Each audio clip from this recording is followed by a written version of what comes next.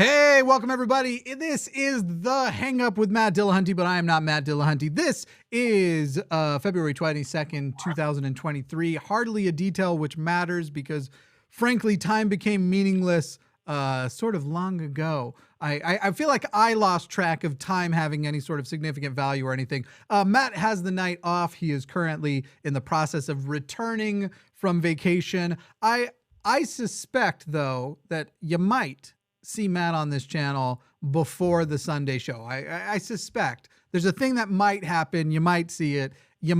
Maybe he might wanna is the only little clue in I'm going to give anybody, but there might be. But this is the Hang Up, and generally Matt starts the show with the thing that he is hung up on, and I almost wasn't going to do it. I was almost going to go, why don't we just jump straight to callers, get in and do what people usually see. But then this thing popped in front of me, and it's been popping in front of me. This person's been laying the groundwork for a few days. And if somebody wants to call in on this specific topic, I would be happy to engage them. I am not solid locked in a position that with the right rationale, with the right speaking through, is unchangeable. But I will say the thing that I'm hung up on this week is Marjorie Taylor fucking Greene and her national divorce rhetoric, which when it comes to her specifically, I am opposed. The idea of a national divorce, let me give you a little bit. Marjorie Taylor Greene is making the rounds and trying to put this idea as many places as possible that right now what the U.S. needs is a divorce. A red states become one country and blue states become another country, essentially. She tries to use other language to cover up what are, frankly, semi-treasonous reasonings. But that's the goal. It is more than ever trying to push separation ideology to make what is already happening, this terrible division that's already happening and how heated it is getting. My opinion is this is just the next step toward people like her on the extreme end saying, well, maybe if that's not going to work, maybe we just start thinking civil war. It also is the most impractical bullshit I think I have heard yet all year. Because in their mind, what's going to happen is you're going to split up the red states. The red states will all go be red states and the blue states be blue states. We'll start with the purple states. Marjorie Taylor Greene is from Georgia, a state that is trending toward blue. It may not be the next election. It may not be the election after, but the trend is toward blue and has many blue places. So how that exactly works, a state that is more rurally red, but actually has, first of all, a majority population that, given only the two choices, would vote blue. Also establishing that two choices is a ridiculous mix when you're trying to decide which way to split the country up into states, especially as they're going to be using this rhetoric of go let the socialists be whatever. But socialists don't want to share a state with Democrats as much as Republicans don't want to share it with Democrats either. So already these ridiculous and practical things aside, what it's about is the odds of authoritarian social reign in places like New York, California, and others is basically out of grasp, and they are frustrated with the federal checks on overreach of power when it comes to human rights, and including things that the current Supreme Court is too extreme for them on. The current Supreme Court, with the majority conservative 6-3 panel as it is, still not extreme enough for them. They're not getting away with enough human rights abuses. The funny thing is as a joke, colloquially, the idea, I already get why the idea could be appealing. I'm sitting here going like, yeah, I don't like how red states are often welfare states who are using the federal money of blue states to live off of welfare and then shit talk people who are on welfare. I have no problem with people being on welfare. I have a problem with the people on welfare the most voting against their own self-interest and voting against other people getting welfare. Because when it's white Earl in Mississippi getting welfare. Well, here's the thing. The difference about what happened with me, the reason why I have to be on welfare, now that's a legitimate reason. But all the single mothers and black folk, their reasons are not. Those are not. Those reasons are not valid the way mine are, and all my white friends and family and all of us. Because if you actually look through, it is states, red states have the highest instances of welfare usage. That's how it is. It's like the top 20, it's like one blue state, maybe two now, and 18 red states. And so you see people like Mitch McConnell and the like all talking shit about these programs that their constituents are benefiting off of and are being paid for and funded by blue states. So what happens when we make this divorce and red states can no longer rely on the federal income from blue states, and red states also have a tremendous amount of money from people who are rich trying to hide their money in lower tax places, like all the people who've moved to Texas from Silicon Valley. And the right finds out, oh shit, now that we've cut these people off and we're not taxing people who are lower middle class and you could say lower upper class, that range of people, now that those people aren't mostly funding the government, we actually do need the money from the rich people, and we do need to. How is this meant to work in her mind? I will say, like I said, I don't think I have a hard position that I don't see a way in which there aren't multiple countries that currently make the U.S. And that might be a solution to something. I just don't know how it would work. I know when it comes out of QAnon, Jewish space laser fearing Marjorie Taylor Greene, this isn't about a harmonious future. This is about more division, more hatred, and a concept of othering where it's legislated. We legislate our othering, and we make human rights nightmares in places like Florida, where there are still lots of blue people, lots of Democrats. There are still lots of people. Are they going to be paying for anybody who wants to live their life as a trans person or wants to live their life with access to health care, especially if they need an abortion? Are they going to pay for those people to move out of those states? You know they're not, because they've always had this idea of if you don't like America, just get out. So I guess to end my hang up for the moment with these people who are now, these extremists floating this divide the world up, divide the U.S. up by political ideology. I guess if I had to say anything is it sounds like you don't like America very much. And if you don't like America, maybe you should get out. Anyway, as far as other, for the topic tonight, if you want to call in on that topic, you can call in on that topic if you want to advocate for that. Otherwise, we're doing our normal show. Theists, I want to hear the proof of God. And when you bring that proof of God, I got to tell you, I didn't do this episode alone. I'm not doing this show alone. I brought the champ. I brought one of my close friends and atheist debater extraordinaire joining me tonight, the incomparable Aron Ra. Aron, welcome. How is your Wednesday going? Oh, hectic. Hectic, huh? Yeah. Yeah. It's just, have you ever have those days where you're trying to do so many things, you don't get any of them done? Yes. Yes. It truly. Yeah. Years ago, I learned to, and I actually, because I was going through yellow legal pads so much, I bought a writing tablet that I can be doing my to-do list on. And now the only way I feel like I get anything done is if I have a to-do list. And I'll break down my to-dos into smaller to-dos. So if it's like, if one of my to-dos is release a video today, I put every step. So I get to cross out 9 things by the time I'm done with, like, it's literally like, pre-production, turn on camera and lights, record, edit, did it like each step of the way so that I get that feeling of accomplishment for crossing out more and more things. That's of the 10 things I tried to do today, I got 2 of them done. I would celebrate the 2, my friend. You sound like you're living the dream of the self-employed, because that's honestly what happens so often is you never have enough time. I'm excited we're currently training a new producer. And actually I want to talk about this. I'm going to drop a bomb. I've not told anybody else at the line here yet that this is something I'm considering, but it's not a huge thing, but I'd love for people to leave comments about the line and their recommendations on this. I'm considering, so right now we're training a producer. It's Arden. A lot of you know Arden. In the future, we'll train more producers. And as time frees up for me, and I can expand into other projects, time never frees up for me. It just moves. In other words, right now I'm working 70 hours a week minimum. Bringing Arden on is going to clear up, let's say Arden can take away realistically like 5 to 10 hours a week, maybe of directly mine. We'll get other value out of Arden, but like reduce my time.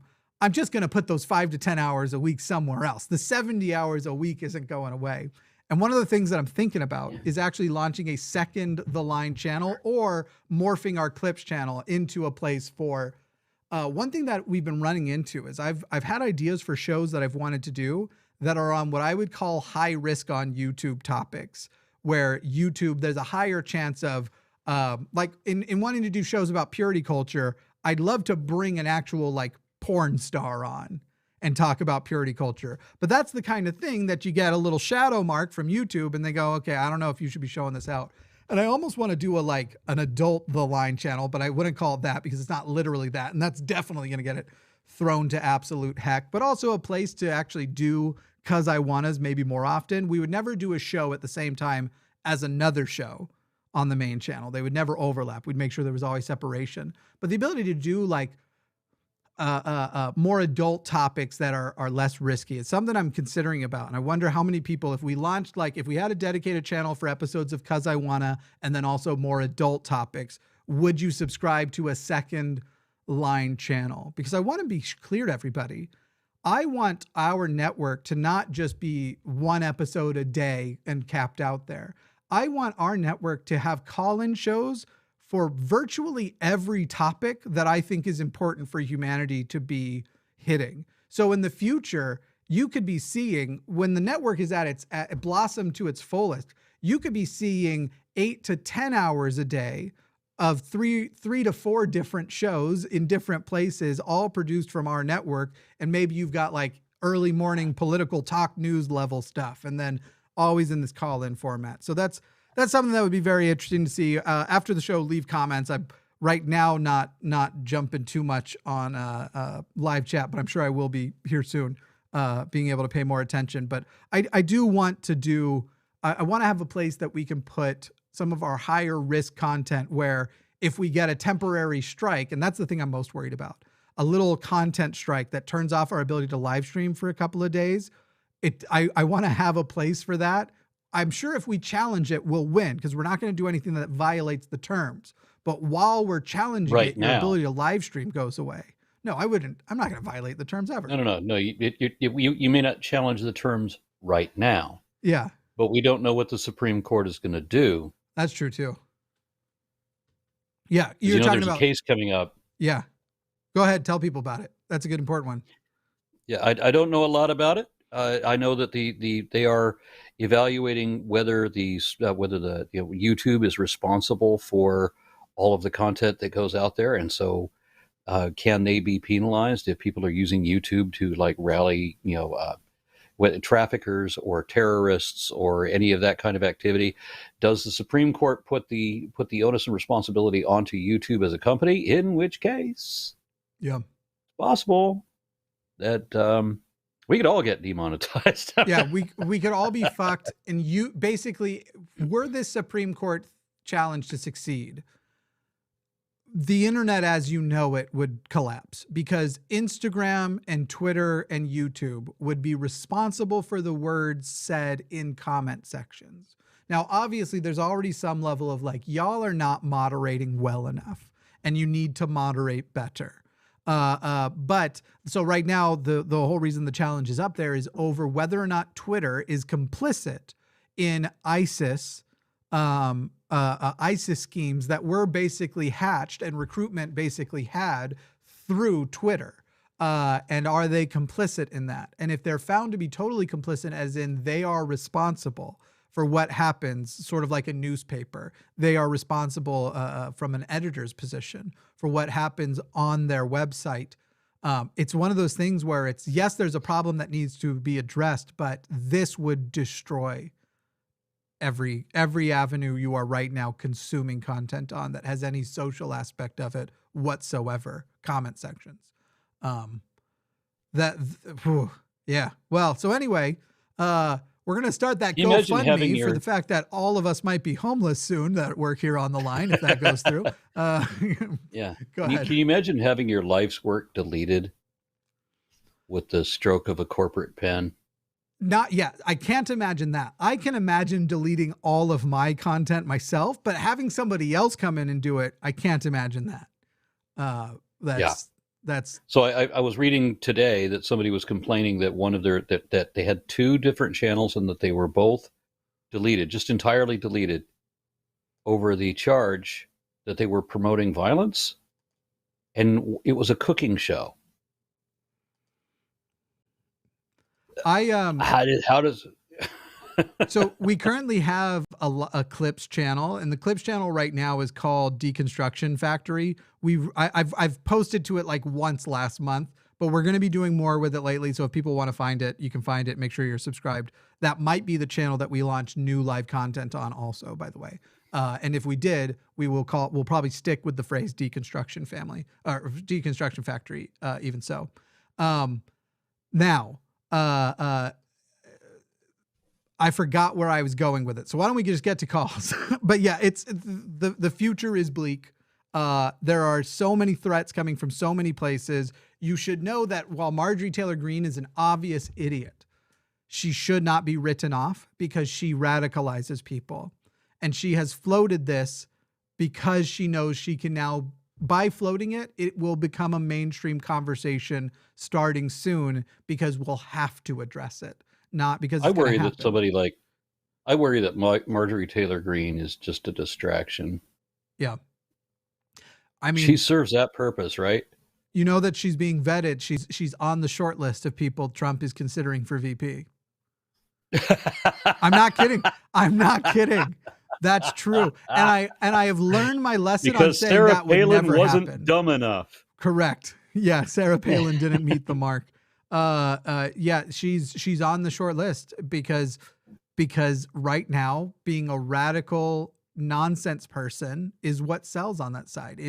We are watching how fascism raises in a world like we have now, where every moment of every day somebody can report on what you're doing on Twitter and stuff. It's a totally different rise of fascism than the past. Social media fascism, boy, I don't know which one's worse. They're both bad because it's still fascism, but Jesus fucking Christ. It's been a wild thing. It's been a wild thing. I don't know what this chat means. Anyway, let's just jump into calls. We've got some theists lining up. We've got some people who want to argue on different things lining up. We're going to start with Haley in Delaware. Haley in Delaware, you are on the line and you believe you have proof of God to bring to us. How you doing? Hey, I'm very good. Are you? I'm thriving and diving. That's not a real phrase. I made it up right now. How are you, Haley? I'm good. I'm nervous though. Yeah, I get it. It happens. You've got proof of God for me though. Yeah. You're worried about Marjorie too? Your reputation precedes you. I know you're cold as ice, but I mean, I'm going to try and break through that a little bit. As long as you're not dishonest. I have yet to see a time that I've jumped to hostility that somebody hasn't either started invoking slurs or been dishonest and trying to skirt around the issue. If you just treat me like a human with respect, I'll treat you like a human with respect. If you treat me like an asshole, I'm better at being an asshole than you. That's the promise. No. Yeah. Anyway. No. I'm honest, yeah. Sure. I'm preempting it because you're the first call and you're bringing it up. So go ahead and give us, bring to us the proof of God you've got for us. So the thing is, you want a specific laid out, like, mathematical thing. Maybe, I don't know. Do you have any of that? I mean, I'll take anything that qualifies as evidence. I'll just take proof. Yeah, you said, no, I don't know what you mean by proof. I mean, yeah, you could be talking about mathematics, but from a scientific perspective, proof only exists in mathematics. But I'll go a little bit further. I mean, as within science, we could also, I mean, it not as a formal scientific policy, but we're just people talking, and colloquially, we could say that proof is an overwhelming preponderance of evidence beyond reasonable doubt, right? Mm-hmm. I'll take that. I'll take being reasoned into the reasonable position is a God is more likely than not. You don't even have to hit 100% for me. Hit that 51% mark and you got me. Yep. Yeah, those are two different concepts: preponderance of evidence and beyond reasonable doubt. So if you want a preponderance of evidence, that's what you get.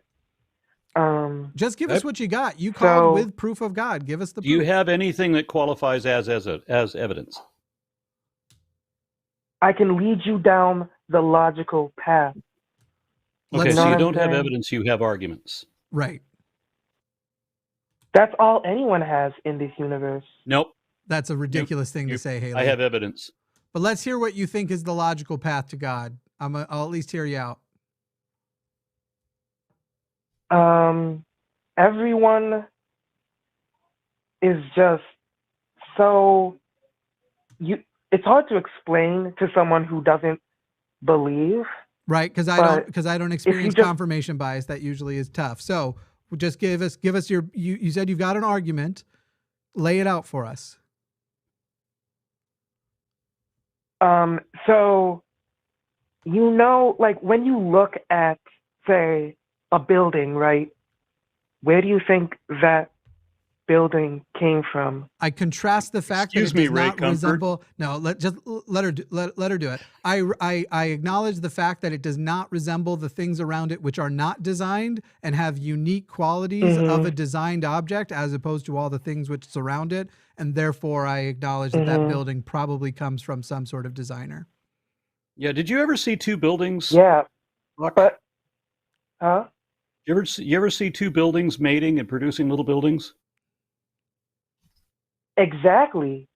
But right. No one knows how. No one knows how what? We do know. We do know. No one knows how life came about. You know. So no. First we of all, have a very good idea. We've got a whole lot of the data on it now. Right. I could show you an awful lot of it. Maybe not everything yet, but I can show you way more than enough to convince you that this is definitely on the right track. Yeah. And we know and can prove that we are evolving apes and that everything is interrelated through a taxonomic tree of evolution. We can prove that. Right. But now it's not going to be good enough to say that we don't know where life came from, because even if this was 100 years ago, in which case we'd have to agree, we don't know where life came from. Was it evidence of God then? What do you mean? I'm not surprised you don't know. Haley, okay. I want to let Haley keep going down her path, but I just want to say, so far we're unimpressed, Haley, because you've just given a type of like, you didn't see it happen. So even if we understand the natural processes which are involved based on all the things we know about nature, that doesn't mean that was it because you didn't witness it. Much like you can't prove that your great-great-great-grandparents had sex because not a single person alive witnessed them have sex and give birth, and yet we know how your lineage came about. So not impressive. Okay. Let me help her out if I. Sure. Go ahead. Let me just throw this out there, if you don't mind. Okay, so let's say this was 100 years ago, and we don't know anything about how life developed. Okay, given that, we have one conclusion that it happened naturally, and I can provide evidence to show that it's all occurring naturally, and you're going to suggest an alternate hypothesis, and the one that you're suggesting is the one that I recognize as magic invisible man. So you have to show me. I'll show you the evidence of evolution and everything else, and you show me the evidence of magic invisible man.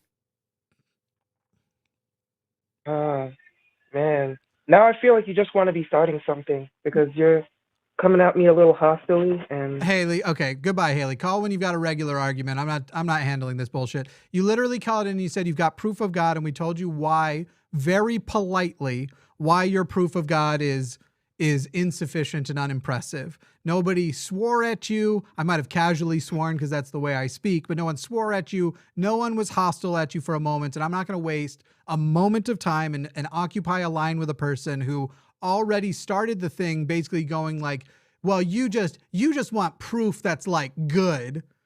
And that's a flaw. I get into an argument with somebody on Twitter a couple of days ago. They were angry at me because I reject their proof of God. Okay, fine. What is your proof of God? And it's that he believes.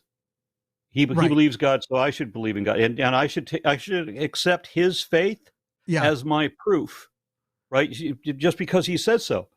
And so he's going to, whatever argument he comes up with, whatever he wants to drum up, I should just accept it because he said so. And I said, well, how is it proof if you can't even show that it's true? I mean, if you don't have evidence, if you had evidence, you would have to have a fact. We would have to both be able to show that the fact is in fact true, right? That it really is a fact. Yeah. And then is it indicative? Or if you've got a logical syllogism instead of evidence, which is where she was going. She's got an argument. Okay. Are your premises valid? Because that's the only way we're going to be able to draw a valid conclusion, right? But he got angry at me because I wanted his proof, his claim of proof, to be something that was true. How dare Haley. I ask for something that would be true? Yeah, Haley. Yeah, I a wild fucking moment ago. This was hostile when it was literally like, just give us proof. Well, here's the first one. Okay, well, here's why that doesn't work, but let's keep going. And then you're being too hostile. If that's what you think is hostile, my goodness, you said my reputation precedes me, and yet you don't seem to understand when I'm not within 50% of my own hostileness, my own hostility. Let's talk to, I think Dave has a quick question for Aron. This is usually the thing we would usually just pass along. Dave, you basically want to make sure Aron's aware that you sent an email on synthetic biology, right? Yeah. Cool. Speaking of abiogenesis. Do you have a question, a follow-up question or something besides that? Or is it just making sure you got the email? Just making sure you got the email. Cool. Well, the message has been passed along. We're going to move on. Thank you, Dave. Oh, yeah, I got to tell you, there's a bunch of comments in there. Jimmy sent me a camera. I'm using a new webcam today. Yeah. And thank you, Jimmy, for the new camera. But there's an awful lot of comments about how I'm some kind of Twilight Zone character. Or stop trying to blame me. I'm not taking this blame, Aron, because what did I say this morning when I called you? Do not use it on any of today's shows until we can set it up. And Aron calls. He's like, God, I look like shit. And he shows up 10 minutes before the show and he goes, I look like shit. I was like, oh man, well, are you using the new camera? He's like, yes. And I was like, did you install the software? He goes, I don't know what software you're talking about. Literally doesn't set up the camera and now wants to blame me for his new camera that will look pristine and beautiful. I will not take this abuse, my friend. How dare you? It's a nice try. It's a nice try. I did say don't use it tonight, did I not? I thought you told me to use it right away. You had it sent. It was here like at 8 a.m. No, it was first of all, I told it arrived at 5. I got the notification on my phone. I told UPS to do it between 7 and 11. And basically what I said was, unless you have time to set it up beforehand, don't use it today until we get time to set it up together. So yes, that's what you meant. This camera currently sucks because you haven't installed the software and it's using auto features and I can see your ISO is maxed out. This is not my fault. Forrest uses the same camera. How can you see my ISO is maxed out? I didn't know you had access to my financial records. No, your ISO is the sensitivity of your sensor, and it's the noise, the color noise grain is the giveaway. Forrest uses the same camera, just so you know, and Forrest video doesn't look like shit. So I'm just saying. Yeah, but he's pretty. This has nothing to do with prettiness. Your image, it looks like there are colorful ants crawling over the screen in every inch of the place. It looks like hot garbage. And the funny thing is, so this is the reality of everything. And I'll behind the scenes for people a little bit. At some point in March, we're going to be doing a sponsorship, probably on the Sunday show with The Line, or with Adam and Eve. They're a sex toy company. By the way, you can use the code now, 50% off. Use the code LINE, LINE at checkout, 50% off one item, some exclusions apply, but this isn't the official sponsorship. I decided to take that money and go, I want to set everybody to a minimum video and audio quality standard who's currently a host on The Line. So everyone who didn't have at least a Wave 3 and a Elgato face cam, I sent. And I love that our first instance of someone using it is like, this looks like like those old Logitech cameras that you put on the top that was like a ball. I'm talking about 1998, 99, the first webcams. They had the dial for focus you had to manually do. And you know what I'm talking about? The sphere with the lens on it. Yeah, this is you're quite right. This looks like shit, but it won't when we have time to set it up. Anyway, okay. You want to do the next one, or do you want to blame me for more things?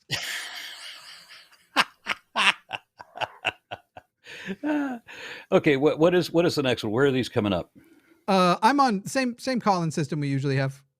Call-in studio. If you want to pull it up, you can see it too. But I'll pull in the next one. We got another theist.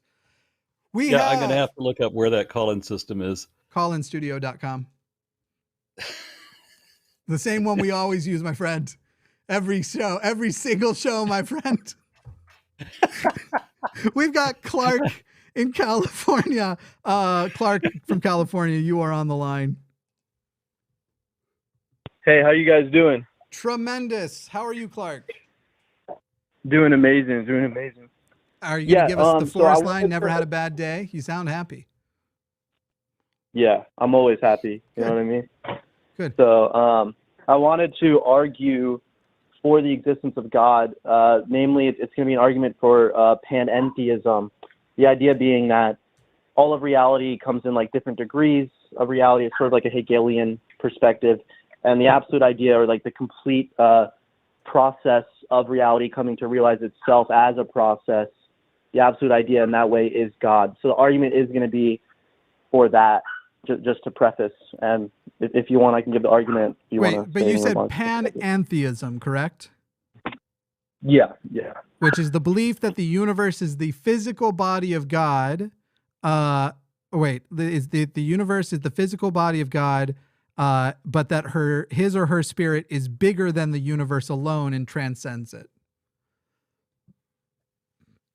I got one question about that. It's more of like an idealist. Go ahead. How did we go through all of these pagan gods first, where they were just people with, special powers walking around? I mean, why did it take us so long to figure out this other version of God, and why do we still call it a god since it's a completely different idea? I'm not entirely sure. All I know is, my perspective is pretty coherent. So you believe, for the record, this God of yours is an individual willed being that we're a part of. Is that correct? An individual. Well, it gets into some notions of identity I might not grant. So I mean, kind of gets in the weeds. I mean, I'm inclined to really grant whatever concept you have of a panentheistic God. I mean, my concept is the episode of Futurama where Bender has a civilization grow on his stomach and ass, but okay. And he is the god of that civilization. Is that somewhat in, or how far are we from panentheism with that? I think we're okay with that. And if you want, I can get to the argument now. Yeah, let's get the argument for sure. So it's basically, the first premise is that all sublations are dialectically necessary. All thoughts sublate necessarily in virtue of negation. If all thoughts sublate, then all thoughts have a proper function of absolute negation. But if all thoughts have a proper function of absolute negation, then there must be a necessary set of properties that supervenes on the proper function of all thoughts. Therefore, there's a set of properties that supervenes on all thoughts, being that thoughts are constituted by sets of truth conditions. But if there's a set of properties that supervenes on all thoughts, then there must be a relation to account for how this supervenience relation creates a dependency between thoughts and the set of non-inferential properties. The relation that can constitute this supervenience relation must itself be modally necessary. How many more of these are there? How many more premises We're almost there. Yeah, okay. We're almost there. The relation that can account for this can be modally necessary if and only if it is sui generis, which means to say it has a unique nature. The unique nature is non-inferentially justified by a set of unique identifiers, identifying the set of all and only true propositions. The modally necessary relation is a modally necessary principle, namely God, in virtue of it being sui generis. And this is where we defer to like methodology, and I'm going to use like phenomenological reduction with regards to methodology and things like that. So in your final premise, we do establish a new definition of God, right? No, the implication of the conclusion is just that there's a modally necessary principle, which would be God. The Why would it be definition God? gets tricky. Well, because it's going to be of a unique set of properties, a unique set of it's a set of unique identifiers. So the final premise establishes a new definition of God, right?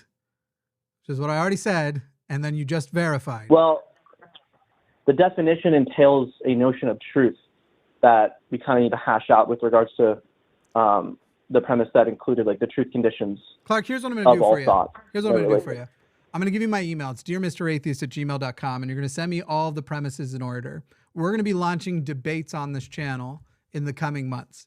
And I'm going to send out your premises and say, we've got a guy, and these are his premises, and he's ready to defend this in debate mode. Because literally, we'd have to. You've called into a call-in show, and I'm not blasting you for this. I hope that we follow this process with a list of, one, things that almost nobody considers, two, sounds like the type of smelling your own fart style of logic and reasoning that you just hear out of Jordan Peterson. Like I thought I was in a Jordan Peterson fever dream for a moment. And so here's the thing. Maybe you have a good thing, maybe you don't. We'd have to go premise by premise. Each one is going to take a large amount of time. At the end, you have defined a new God. So first, we'd actually probably have to go to the end and agree that we would all call the conclusion this comes to a God or not. And I doubt we would get even past that. So what I'd rather do is say, my email is dearmratheist@gmail.com. If you are willing to defend it in a formal debate, I will shop your premises around to people and say, hey, is this the type of thing that interests you? Do you want to do this type of philosophical debate? And we will see if we can set up a formal thing. Now, I have to warn you, there is a chance no one will care. And I don't mean that in a mean or condescending way, but both Aron and I hate these types of debates, we just fall asleep. And it's this sort of thing of like, in the last several thousand years, mankind has been convinced there was a God, but apparently the accessibility to that answer didn't come up until a word poem by Clark in 2023. It is the most, I don't want to be shitty. I don't want to say more because I feel like I'm just going to say, I've probably already sounded a bit shitty to you, and I don't want to, that's not my intent. Are you good with me shopping around to see if anybody wants to take your panentheist position into a formal debate? Because there's no way we can do this premise by premise and get out of here before midnight tonight. That sounds great to me. Now, the only question I have for you is if we can just extend this conversation a little bit longer and maybe switch it up, and I argue for God from objective morality, maybe some type of argumentation. No, you don't want to go there. All understand. You can if you want. You really don't want to go there. All right, go. Yeah. He says he does. Yeah. So my question to either of you would just be: Do you think that moral statements are propositional? Probably. Okay. Well, it's either the case that they are propositional or not. Sure. I don't think that my opinion has any bearing on whether a God exists. That's true too. Well, I think it's important to demonstrate the incoherency of your position. If you say that they're non-propositional, that I haven't made a position. That's the incoherency? No, I haven't said. I'm saying, yeah. If you did say that. Which thing are you wanting us to answer so you can engage it? If moral statements are propositional. Right. Which answer are you expecting from us to go to the next part of your argument? Is it yes or no? Well, honestly, I'm not expecting either or. I mean, I'm okay with working with either. I don't know. You seem to want to disprove my position, right? And that's your goal before you even know what my position is, because I haven't told you. But I'm willing. But that's your goal, is to disprove my position with what you call a God that no one else calls a God. And if we were to go back 1,000 years or so, and all these other people worshiping gods, they have very different ideas of gods than you do.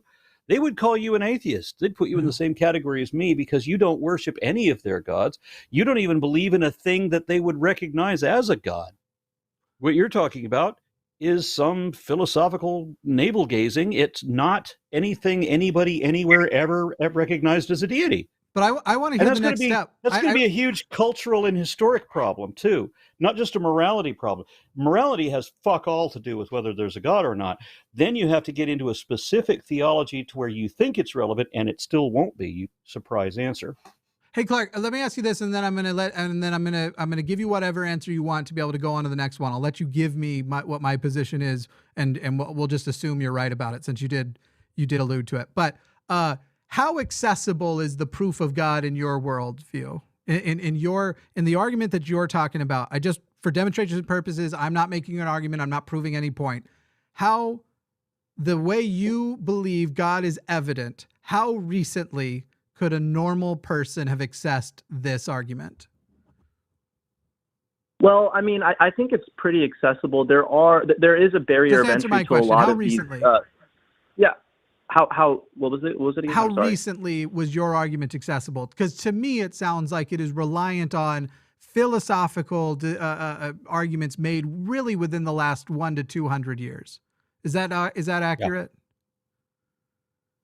Well, I don't think it's picking from a bunch of different areas of inquiry, a bunch of different sort of like philosophy. So it's not. Well, then let I me don't think ask there's you a anything question. that I can think of. You Go are ahead. pedantic as fuck, Clark.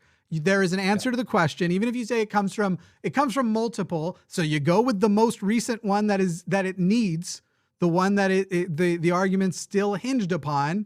And clearly that's, I think, again, within the last 100 to 200 years. And you are avoiding answering any question, but then getting mad when we won't do your script. I shouldn't say mad, you've been calm, but seeming frustrated when we won't do your script. So stop being I got a pedantic. question. Let's talk as regular people Well, hold on, talking to I'm each so other. sorry, but and very stop, quick. Please, go ahead. You're so sorry, Very but quick. quickly. You say them very quick. When you say the most recent one, the issue is that you're presuming a notion of time that I'm just not inclined to Okay, grant. I'm done. So I'm done. if You want are the most pretentious caller we've ever had. Don't worry about sending the email. You are I have not a question. I already hung up. I'm just I sorry. What was wanted your question? to know Yeah. what his wrong assumption about how this was related to morality. Because in one way or another, it's going to come back to the conventional concept of God, the one who is an unrighteous judge.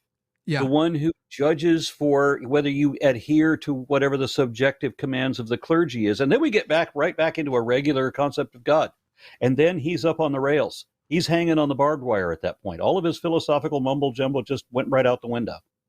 I want to know if Clark prefers his farts fresh or aged as he's sniffing his own farts, because that was the most pretentious. I won't give a direct answer. When you ask about time relative to civilization, what we're all experiencing together, oh, I don't accept your concept of time. I'm surprised your voice wasn't 3 octaves higher and sounded like Kermit the fucking Frog, because it sounded like a Jordan Peterson fanboy was here to just go like, well, and the lobster hierarchy of the substrate of the atomical, but let's not forget the Bible is truer than truth. That was the shit I was getting, and I don't have time to waste on it. What a waste. I was hoping that we would get over to something like the Bible, because then it would have been much more fun. Because again, all of his pretense thrown out. It would have all just been wadded up in the basket, because it would have been back into the regular playing field. Yeah, it just that when you were falling asleep over there, you're doing your just it's like so on the same page, but I felt one of us should pretend to be listening. My eyes glazed over after what was the one word he kept using? Sublations. And if it does sublate, you are trying to make it sound like your argument is super complex, when again, at the end, you also created a new definition of God, and we'd have to agree that definition is worthy. I was also curious to ask why this mattered to him. I mean, because the only reason anybody believes in a God is because they want to. Yeah. That's it. And we do not lack belief in God because we want to not believe in God. That doesn't happen. Right. Many of us want to believe in a God and just can't. There's just nothing there. There's all kinds of things I want to believe that I just can't. I want to believe I've won the lottery, for example. You know, I feel like he's gonna tell this story as well. I decided to grace somebody with my mind, and they weren't ready to handle it. That'll be the retelling there. Well, he's going to say that anyway. That's why it's better to ask these questions with a public audience. I don't know. Here's what I want to know. Let's do a poll. Okay. Here's a poll in the live chat. Did Jimmy hang up too early? Too soon. We'll put too soon. Yes or no. Either I hung up too early or not. It was the right time to hang up. No is if you think I should have given him a little more time or engaged the premise of his sublations, which if it does sublate, and by the way, he's okay with the Bender grew a civilization on his ass understanding of panentheism. You all tell me, did I hang up too early? I just wrote did hang up too soon. I didn't put a pronoun in there. I meant I or Jimmy but you all get it. There's the live thing. Y'all can determine. Well, it's closer to half and half, so I probably should have given it a little more time, even though no is winning. It wasn't too soon.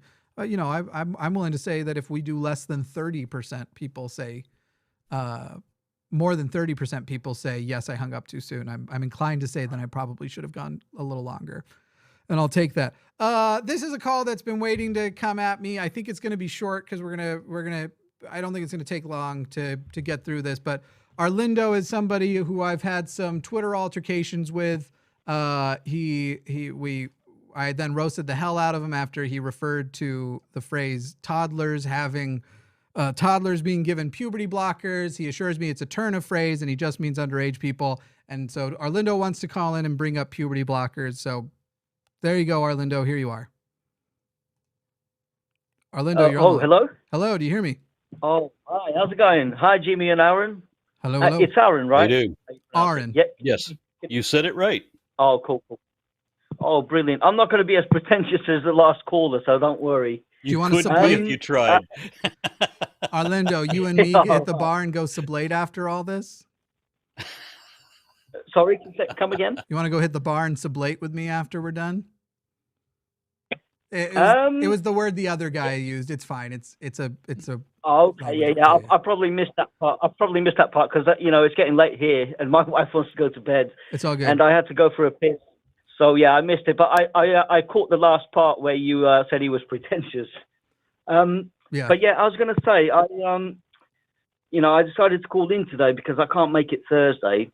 But Okay. seeing as it's a different today, I thought that perhaps I could mention religion and be relevant. So before we go into the puberty blockers, maybe we should just briefly compare like a scenario where gay people undergo conversion therapies by the church. Now let's do that after. Let's just do the thing you called with first, and then if we want to hit, if you want to make your comparisons, let's just hit the thing. So you believe no one under what age should be granted puberty blockers?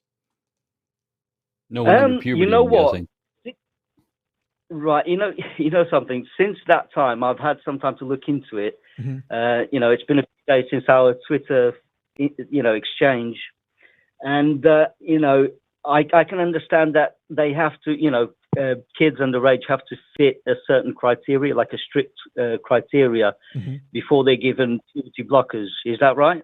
Yes, as far as I know, and but in most obviously- places, and what most people advocate for on the pro-trans healthcare side of the issue. I see. I'll tell you what. I've got some notes here, as far as I've gathered, and then you tell me what you think is right, what you think is wrong. Well, I mean, shall we go from there? To me with what you think I'm wrong about, Arlindo. I just don't want to make this one go too long, is all I'm saying. So, Arlindo, what position of mine resembles the statement? I know you're not standing by it, but resembles the fury that you came back with us being freaks or something. By the way, I'm not a Democrat, but you lumped me in with them. Being freaks because we advocate for puberty blockers for toddlers. What is the position of mine that warranted that turn of phrase that you don't stand by literally? Right, yeah. I did use the word toddler for effect, and it was, I said it was a metaphor. Maybe it was more hyperbolic than metaphorical. Right. You said afterwards that you would have said the same thing about vasectomies for 19-year-olds. You'd have called them toddlers, which doesn't make sense to me, but I'm going to grant it to you for the sake of argument. What position of mine do you disagree with? I get what you're saying. Okay, look. My concern is that puberty blockers might be given to the wrong children. Yes, that's everybody's concern. That's not even just yours. Yeah, sure. Trans people who believe in puberty blockers also do not want to eliminate whatever system we need to prevent the wrong children from getting puberty blockers, whether that is at the level of all the things it requires you to do counseling wise, diagnosis wise to get them, or even just safe labeling practice. You shouldn't take a puberty blocker when you mean to take a Tylenol. Whatever it takes to not have the wrong kids take puberty blockers, we're on the same page. I believe that means you are acknowledging that some people who are underage do qualify for puberty blockers, correct? Yes, correct. You know something? There's a big difference between America and here, because where is here? Because I'm UK. seeing. I would have guessed that you were somewhere like in Swindon, UK. but there's other people that, for No, whatever it's reason, UK. think you're a Kiwi. It's UK. It's absolutely the UK. The thing is, were you north or south? It's the south. I'm in London, actually. And what's your address and your citizenship number? I'm just kidding. No. I just thought he reminded me of some people I knew in Swindon. That's what I put. You know, South Central England is what I thought. Okay, London is just this huge mess of everything and everybody. And what's your credit card number? Arlindo, so continue on, Arlindo. What's the thing you propose we disagree on now? Because the other day we disagreed that anybody should get puberty blockers, and you took the position that no one should, including, I believe you said, precocious puberty. You should just let the kid develop. They'll be fine. It's just nature doing its thing. I assume if that was you, maybe it was somebody else who came to your defense, and you can tell me if so. If that was you, I assume you've since looked up and seen why that is wrong too. Right, I can't remember. I do understand that there's a rigorous process, but there's a big thing going on with the Tavistock Clinic here in London, and I've also found out that there's a lack of consensus internationally. You know, the use of puberty blockers in kids is supported by like turn off your 12 vibrator. major American. Okay, can you hear me now? Yeah. Yeah, it was a real loud buzz. Oh, it's probably a notification. Sorry about that. So as I was saying, it's supported by 12 major American medical associations, but in Europe, some medical groups and countries have discouraged or limited their use. Arlindo, you know, such as Sweden. I love you, buddy. I want to be your friend. What do we disagree on? Right. I'm not sure, but I would like to hear about your nuanced opinion. So, as I was saying, my concern let me just toss that out. Let me toss something out here. What would be the most optimal time for a child who a child identifies as female? They believe they're female. They live female, and they are, 12 years old, and they know that things are going to happen that aren't in the direction that they want to be. They don't want to be 6.5 feet tall and covered in hair. They don't want to have huge, broad shoulders. They kind of want to avoid that. Now, do you wait? Do you force them to wait until they're 6'5", knowing that people don't shrink? Or would you allow them the puberty blockers at a point in their lives when it would still work with positive benefit? Which would you rather do? Do you want to help them, or do you want to torture them? Oh, absolutely, help them. And if that's the case, then they've been properly assessed, because I believe that here the psychological assessment takes longer than the medical one before they're prescribed. So what do we disagree on? Because you're calling to argue, and I don't know why we're talking at this point, because at this point, I think we agree on everything. Okay, I'm just going to give you my statement. You said you want my nuanced statement. Here it is. I believe that puberty blockers are a part of some people, some trans people, medical care, and that they are key to preventing lifelong, very difficult levels of dysphoria, and that dysphoria can be avoided if they do not go through the wrong puberty. And the way to make them not go through the wrong puberty, the best way is puberty blockers when that has been deemed appropriate by teams of physicians and a psychological team. I think all of that is on board. I think you agree with everything there. I also believe that medical care should be designated by medical professionals. It should not be designated by people trying to dictate to other families what their families should do based on their feelings of, like, I learned on Kindergarten Cop that boys have penises and girls have vaginas. So what do we disagree on, Arlindo? Let's get to that, and then let's go, and then let's just move on. Okay, yeah, sure. We don't disagree on much. It's just that there's so much confusion out there. I'm trying to discern what the truth is, because you have some experts like Deborah So. Have you heard of Deborah So? She's saying the complete opposite. Deborah So has been debunked time and time again. Deborah So is an extremist. Deborah So is clearly, and you can watch lots and lots of content on Deborah if you like. It is very telling that she is constantly platformed, not by medical associations. She is constantly platformed by people who have revealed their transphobic bias before having her on. That it's not their conclusion, that they're going and finding the people who agree. So Deborah So is a fraud. Right. Okay. So just one more quick thing, right? Go ahead. Why is it that the NHS here is telling the Tavistock Clinic to close because of some misconduct? Where do I live, Arlindo? You're talking about people in Texas, right? Arlindo, where do I live? Yeah. Okay. Shall I briefly tell you what's been going on? No, because I don't care. The NHS hopefully is being driven by medical professionals. If medical professionals and medical consensus is driving them to say, you have abused, no one is saying that any type of medical care can't be done wrong. No one is saying that there's no such, I will say abortion is not immoral or moral. It is an amoral thing, but there are immoral ways to run an abortion clinic. They don't happen often, but they can happen. And it has nothing to do with the morality of abortion. And so whatever is happening unethically or wrong somewhere is either being driven through the NHS by politics or medical professionals. And if the medical consensus and good medicine is happening is what is leading that, then I don't care if some place is getting shut down across the pond as enough to say that is indicative of what's wrong with all trans care everywhere. It's such a minute minute thing. Of course, we should be refining how we do this. We should be every year saying this year our healthcare for trans minors is better than last year. And as long as that keeps going, why would I care what the NHS is doing to shut down a clinic they don't like? Right. Okay. And all right. So we're past that now. I hope so. God, I hope so. Hold on a minute. I believe that we agree more than we disagree with. And the thing is, I'm only just trying to understand this. One final thing, right? Sure. Right.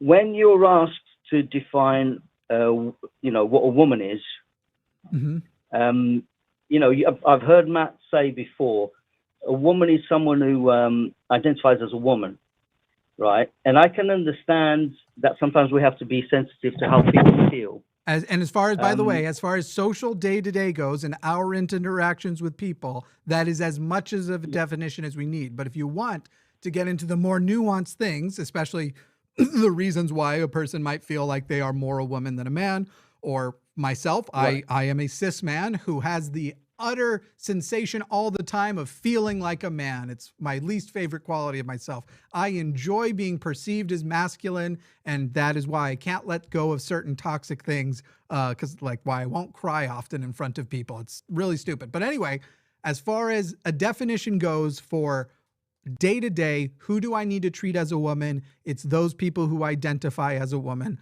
unless they've given me some tremendous reason, like let's say they're actually a cis man Republican trying to make a point by going into a bathroom for women, which seems to be proposed far more often by people like Lindsey Graham than these actual instances happening. Unless somebody gives me a very good reason not to, I should respect anyone as a woman who identifies as a woman.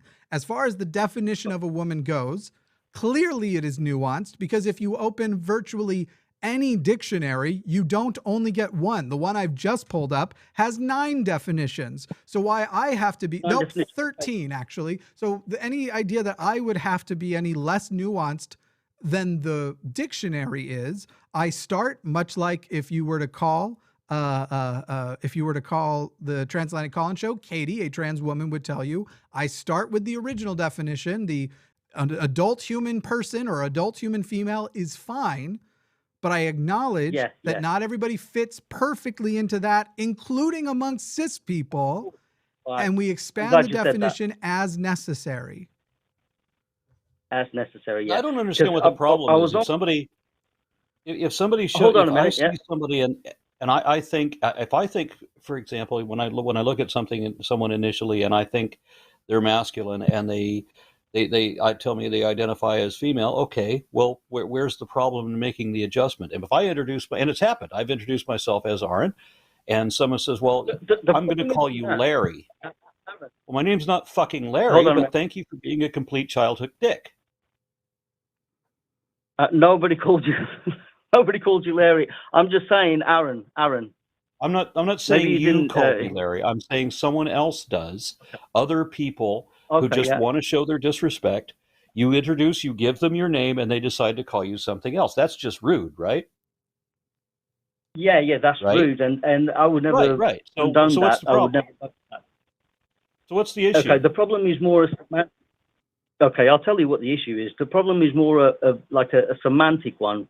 Don't you find the definition that a woman is someone who identifies as a woman like tautological? Because I can always follow up with identify as what is a woman. I've heard Matt define, woman. I already answered this question. Do I need to answer it again, Arlindo? Did I not fully answer this question to your satisfaction? What was missing in my response? Hold on a minute. Don't you guys find that you leave yourselves open to criticism from, say, like conservatives, which is, and have them call me. When you say, I have no problem giving them the exact same explanation I just gave you. Effectively, as a social person participating in society, I will give the label woman to anyone who requests it, who identifies as a woman.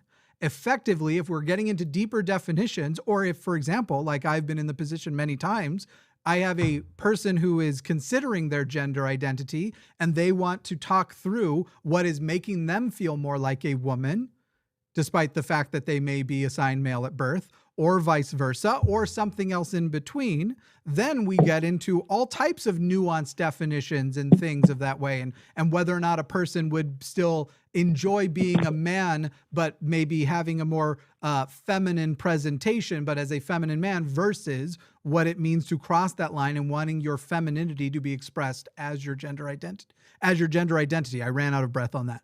I don't know what more you're asking for at this point, because I don't know how to keep rephrasing. I've already answered this question, and I don't know what was missing to your set. And Arlindo, and you asked I don't hate you. I'd still go to the pub to sub late afterwards.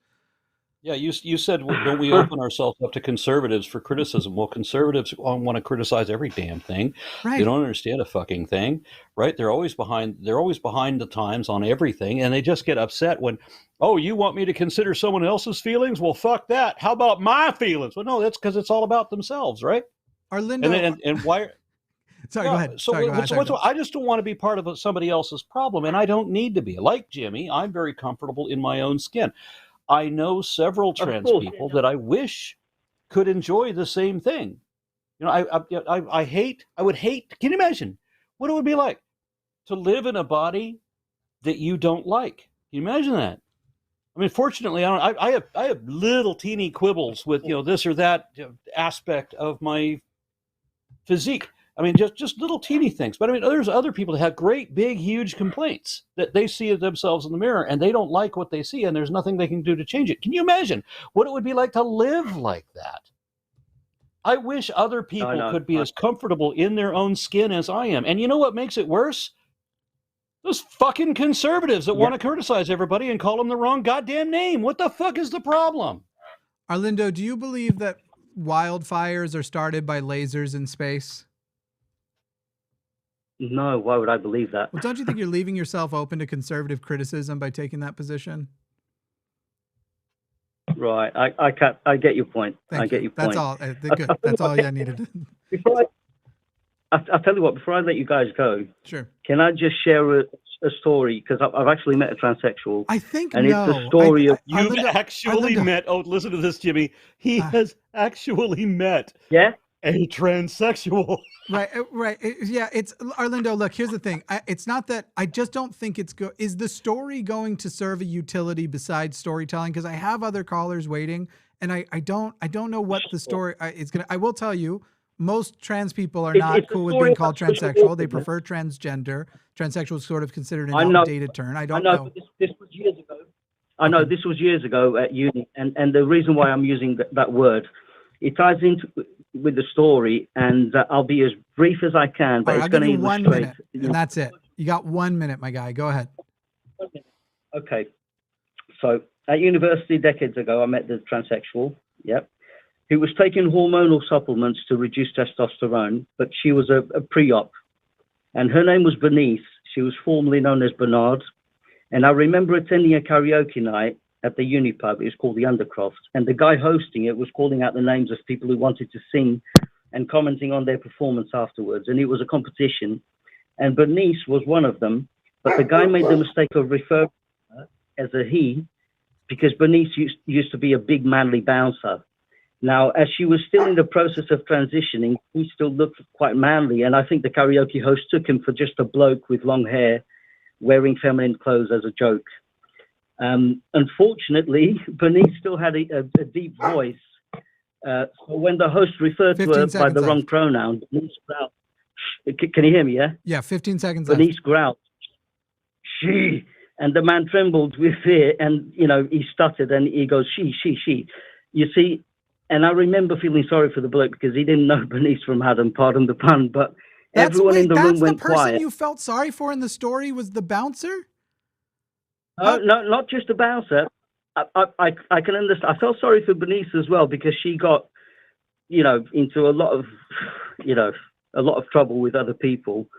But I also felt sorry for him because he didn't know what to call her initially. So he didn't know what to make of it because he still looked quite manly. And years ago, they didn't have, especially here in this country, they didn't have the therapies available. And all right, here's the thing, Arlindo. The surgeons. You asked me for the time to share a story. And I think what you were trying to say is like, look, I'm not totally unreasonable. I'm trying my best. And here's the thing: you can't just call everyone transphobic if they're ignorant of other people's circumstances. Arlindo, that's what I'm trying I to agree say. that a lot of times labels are used a little bit too quickly. However, when you are in this community as an ally or as a member of the community, you are constantly faced with the people who go, I don't know, and you can't make me learn. You can't make me stop being ignorant. And so that's a type of transphobia too. And wait, Arlindo. You wanted this. Wait, Arlindo, I'll let you talk in a moment. Let me finish. You wanted this minute-long story to sort of, I think, share that one, you gotta account for ignorance. Fine, everybody knows that. But two, that I think it was a story of you trying your best. And if I was a trans person sitting here listening, I would have heard a story where you used an outdated term that you didn't have to use. You dead named the person the story is about that you didn't have to dead name. You shared the original name. You could have said Bernice, though this person knew them by their dead name. You didn't have to do that. And then you made a point about whether or not that person was adequately passing, whether they were stealth enough. You literally bring in these issues that as a story makes the story suck for any trans person having to listen to. The reminder that even the people out there who think they're being reasonable and kind. But how else was I supposed to tell the story factually, Okay, and how else was I supposed I'll tell you. You could have used the phrase transgender. You could have said Bernice, I won't use the dead name, but the bouncer did. And you could have mentioned the bouncer clearly was mistaking, didn't have an understanding that just because she wasn't stealth or hadn't transitioned enough. I swear to God, fucking Arlindo, can you let me finish before you jump in? You can't blame this on a delay. I don't take breaths between words. You could have told that whole story without invoking such shitty imagery. Why are you still trying to talk over me? You asked a question, Arlindo, and I answered it. I attempted to, but you wouldn't stop talking. I'm going to stop talking now, and I'm going to let you talk and say your last thing. You need to listen more. I genuinely hope you keep trying. I'm trying not to go full on, you're a transphobic dick or whatever, because I hope that you are on the right path, especially since at the beginning of this call, you clearly displayed that you have learned things since our Twitter interaction, that you actually went and researched and it changed your views. I find that admirable. I'm trying to show you how far away you are from being a comfortable person to be around if someone is trans and trying to avoid certain dangers in the world. And in your case, just how uncomfortable you would make a trans person if you were telling stories. It's not meant to be mean. It's meant to be an observation. here are your last words, and then let's pick this up another time because I'm quite frustrated. Right. It's not. I'm not out to make anyone feel uncomfortable. I only use the word transsexual because that's the term that was used 20 years ago. And, I also felt beneath, but the point I was trying to make is that sometimes people are ignorant about other people's circumstances. He didn't know Bernice, and he made a mistake, and he quickly corrected himself. Good. That's Go back and all I watch was the trying call to for the say points to you. I just made because you clearly ignored a couple of them. But fine, we'll leave it there. Thank you, Orlando. We can pick this up again. I can't convince myself you're listening when you don't even wait for me to finish to start talking. That's the thing. Okay. All right. Go Thank for you, it. Orlando. Aaron, I don't know whether this is you just needed to go do a snake thing or if you're trying to communicate to me that my show bores you. What are you doing, man? I was like, oh, you're muted.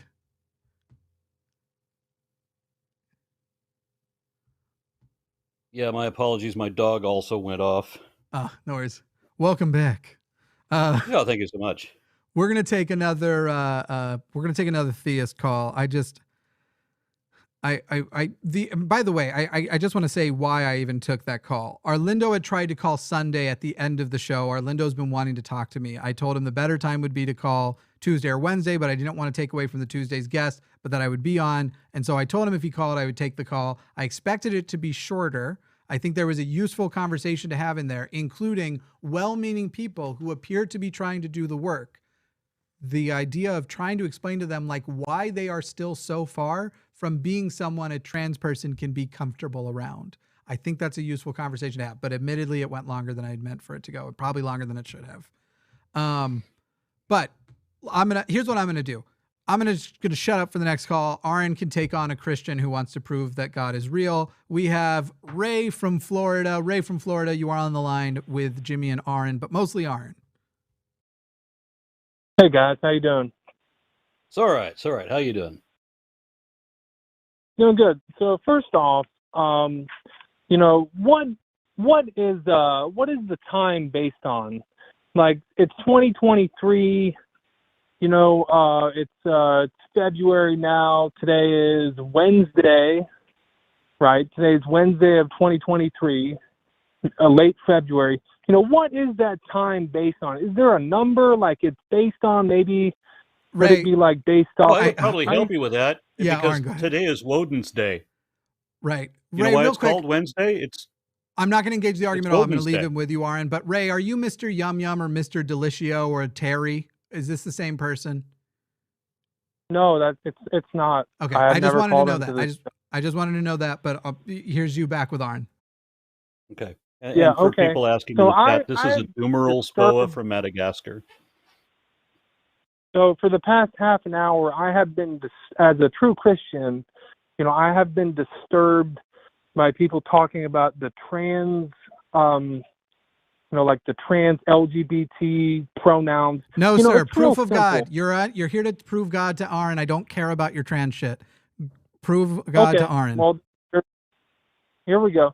So, so the letters that go in many words such as earth and heaven, it begins with EA, and heaven has an EA in it as well.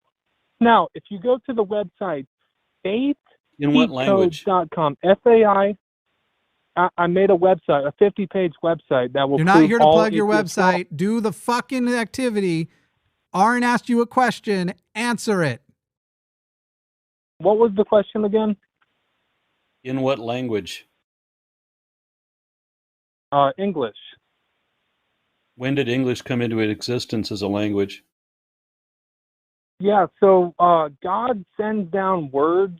He controls everything from heaven, and he sends down words. And sometimes if you add up the letters, the numerical values of Aaron, a word's letter, do you want I to think keep we're the call done going? already. Yeah. Aaron, do you want we're to keep done the call going? already. Ray, why did you think we needed people who aren't telling, like, do you think we need fake theists to make the calls more quality? No, Ray, come on. faithcodes.com. Ray, we're not going to let you plug your. Luckily, I talked over. Yeah, and he hung up. This was clearly, I don't know if it was a person trying to get people to open up a porn website or what it was. That wasn't a real call. Fucking Christ. Ray can go to gofuckyourself.com. We've got, all right, this call is directed to you. Steven from New York, you are on the line. Hey guys, Mr. Ra, we had a one-on-one offline conversation a couple of years back about this very topic, atheopaganism, and since then, you joined the satanic movement, which I was very interested in watching, especially since that happened after our conversation. And I actually did text you via Messenger at one point for a follow-up, but you've been busy, and I understand that. Anyway, I did call, what was it, 2 weeks ago, Jimmy? I think so. I think I know who you are. Yeah. And tried to have a similar conversation with Matt that got very contentious very quickly. Mostly, I think, because of the way that the call screener put the topic. And I just wanted to continue that conversation with you since you're here. Okay. Well, you're gonna have to remind me what the conversation is, or what our topic is about, whatever. Yeah. So when we talked offline, it was mostly about my worries of, my atheopaganism and making sure that I'm not spreading woo, which Jimmy in the last conversation also brought up as a problem that could happen. And you assured me in that conversation that, as long as you are making sure everyone knows that you are not a God's following person, that your rituals are, what's the word? Making sure that my rituals are not perceived in that way, or that I am not promoting it, that I should continue if it makes me happy, basically. And in the last conversation that I had with Jimmy and Matt, there was a lot of throw around of the word LARPing, which really actually hurt me. I'm not saying that as like a way to make Jimmy or Matt feel bad or anything. I also think you're wrong. I think I used the word cosplay. I'm open to the idea that I hurt your feelings, but let's get my insult correct at least, Stephen. My God. Yeah, of course. But the reason why it hit me a little bit harder than with Matt was because the conversation basically went along the lines that even like secular Jews are LARPing, which I found to be culturally insensitive. I don't believe what you just said would be the way Matt would summarize what Matt said, nor would it be the way I would summarize. Okay. So rather than try and relitigate, clearly you don't like how that call went. I would say that you have an agenda here to try and present that and maybe get, I don't know, Aron to discipline us or something. But I don't know what the motivations is. Rather than do that, give your proposition to Aron, which you directly would like him to engage with. Yeah. So Aron, I guess my main question is, when you're with the Satanic Temple, do you enjoy and find meaning in the rituals they do, or do you just do it with them as like something to do, something to just kind of like partake in? Well, I attended one ritual as a spectator, and it was purely a spectator performance. And I'm perfectly happy with that. I mean, I have attended Wiccan events as a participant, but I remember asking some people at this one witch's circle. I was like, this is all very lovely and everything, and it is. I love the pagan ceremonies and everything. The singing, the dancing, the candles, all of that. And I remember saying, this is very, very lovely, and it's a beautiful experience and all that, but you don't really believe that there's a bunch of gods listening to you, do you? Because that was always the problem that I had. Right. And at least I know that with the Satanists, they don't. It's just us. There's no otherworldly things. There's no devils. There's no, there's no supernatural. It's just us having fun. And Aron, my question for you, wouldn't you say then, based on what you just said, while you might have become a Satanist and attended a ritual, by definition of what you just described, you are not a ritualistic Satanist? No, I don't need rituals at all. Yeah. I was making that clarification for you, Stephen, because I think it's an important one, but I'll let you two continue. Oh, yeah. I agree. Now, some people want religious trappings. I mean, people, especially people that were raised with a religion and they kind of like attached to that. They've like made that part of their, I don't know, their weekly routine. And so when they realize that, they don't believe in God anymore, that there's like a void in their life where they want to fill that with the old things that the church used to do. That was never my case. I never had any use for church at all. I mean, why would I want to go to sit someplace and be quiet for 2 hours and listen to some idiot lie to me? So there was nothing of value in the church environment. So yeah, I didn't want for anything when I walked away from that. Yeah, which I think is a big difference between that and the pagan and even I think from what I've seen satanic rituals as well. Is that it's not usually one person. There's usually a communal membership coming in all together and working together for it, which is one of the reasons why I like doing it. Yeah, I will tell you that I attended one of the pagan ceremonies that I attended was my own wedding, not the one to my current wife. I was married before that, and it was a sky-clad Wiccan ceremony out in the woods in New Mexico, and it was a lovely event. And you could definitely tell who the best man was. That was real obvious. Stephen, Sorter Act. I want to go back to a little bit to what you were saying about my position too, and I do want to tell you I don't desire to hurt people's feelings. Sometimes I am staunch about certain things, and I think that's what's happened here. You should know I don't think the term cosplay is inherently meant to be an insult. If it is, someone needs to explain what's wrong with me, because I keep dating cosplayers, and I spend a lot of times on pervy cosplay subreddits. But joke aside, I do see them as comparable to, I used to be a photographer and I spent a lot of time with cosplayers because it's often a lot of fun to do like natural effects stuff with them.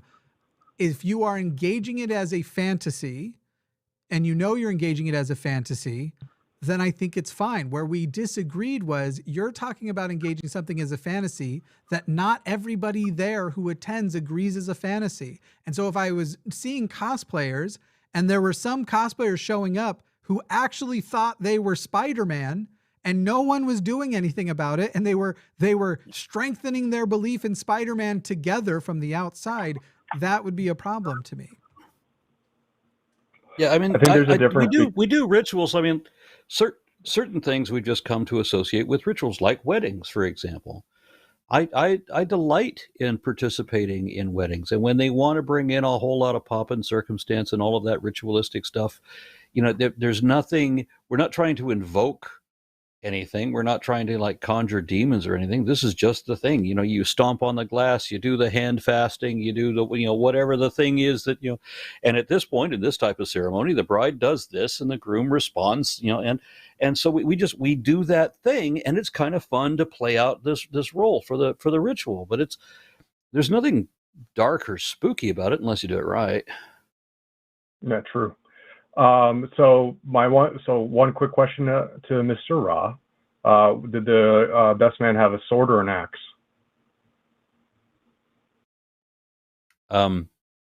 He didn't bring any weapons. When I go to pagan wedding ceremonies, the best man usually is armed. But yeah. This guy more stood in a Superman pose, fists on his hips, so that everybody would know he's the best man. Yeah. To Jimmy's point, though, I think that there's a big difference between cosplaying, superheroes and favorite anime characters, and following a cultural practice of either your there's a ancestors smaller difference than or you think, because the main reason okay. everybody is there is for community and to engage in something that is enjoyable, has a sense of magic essentially to it. But the big difference that you're saying exists, yes, is tradition. You don't inherit a cosplay group.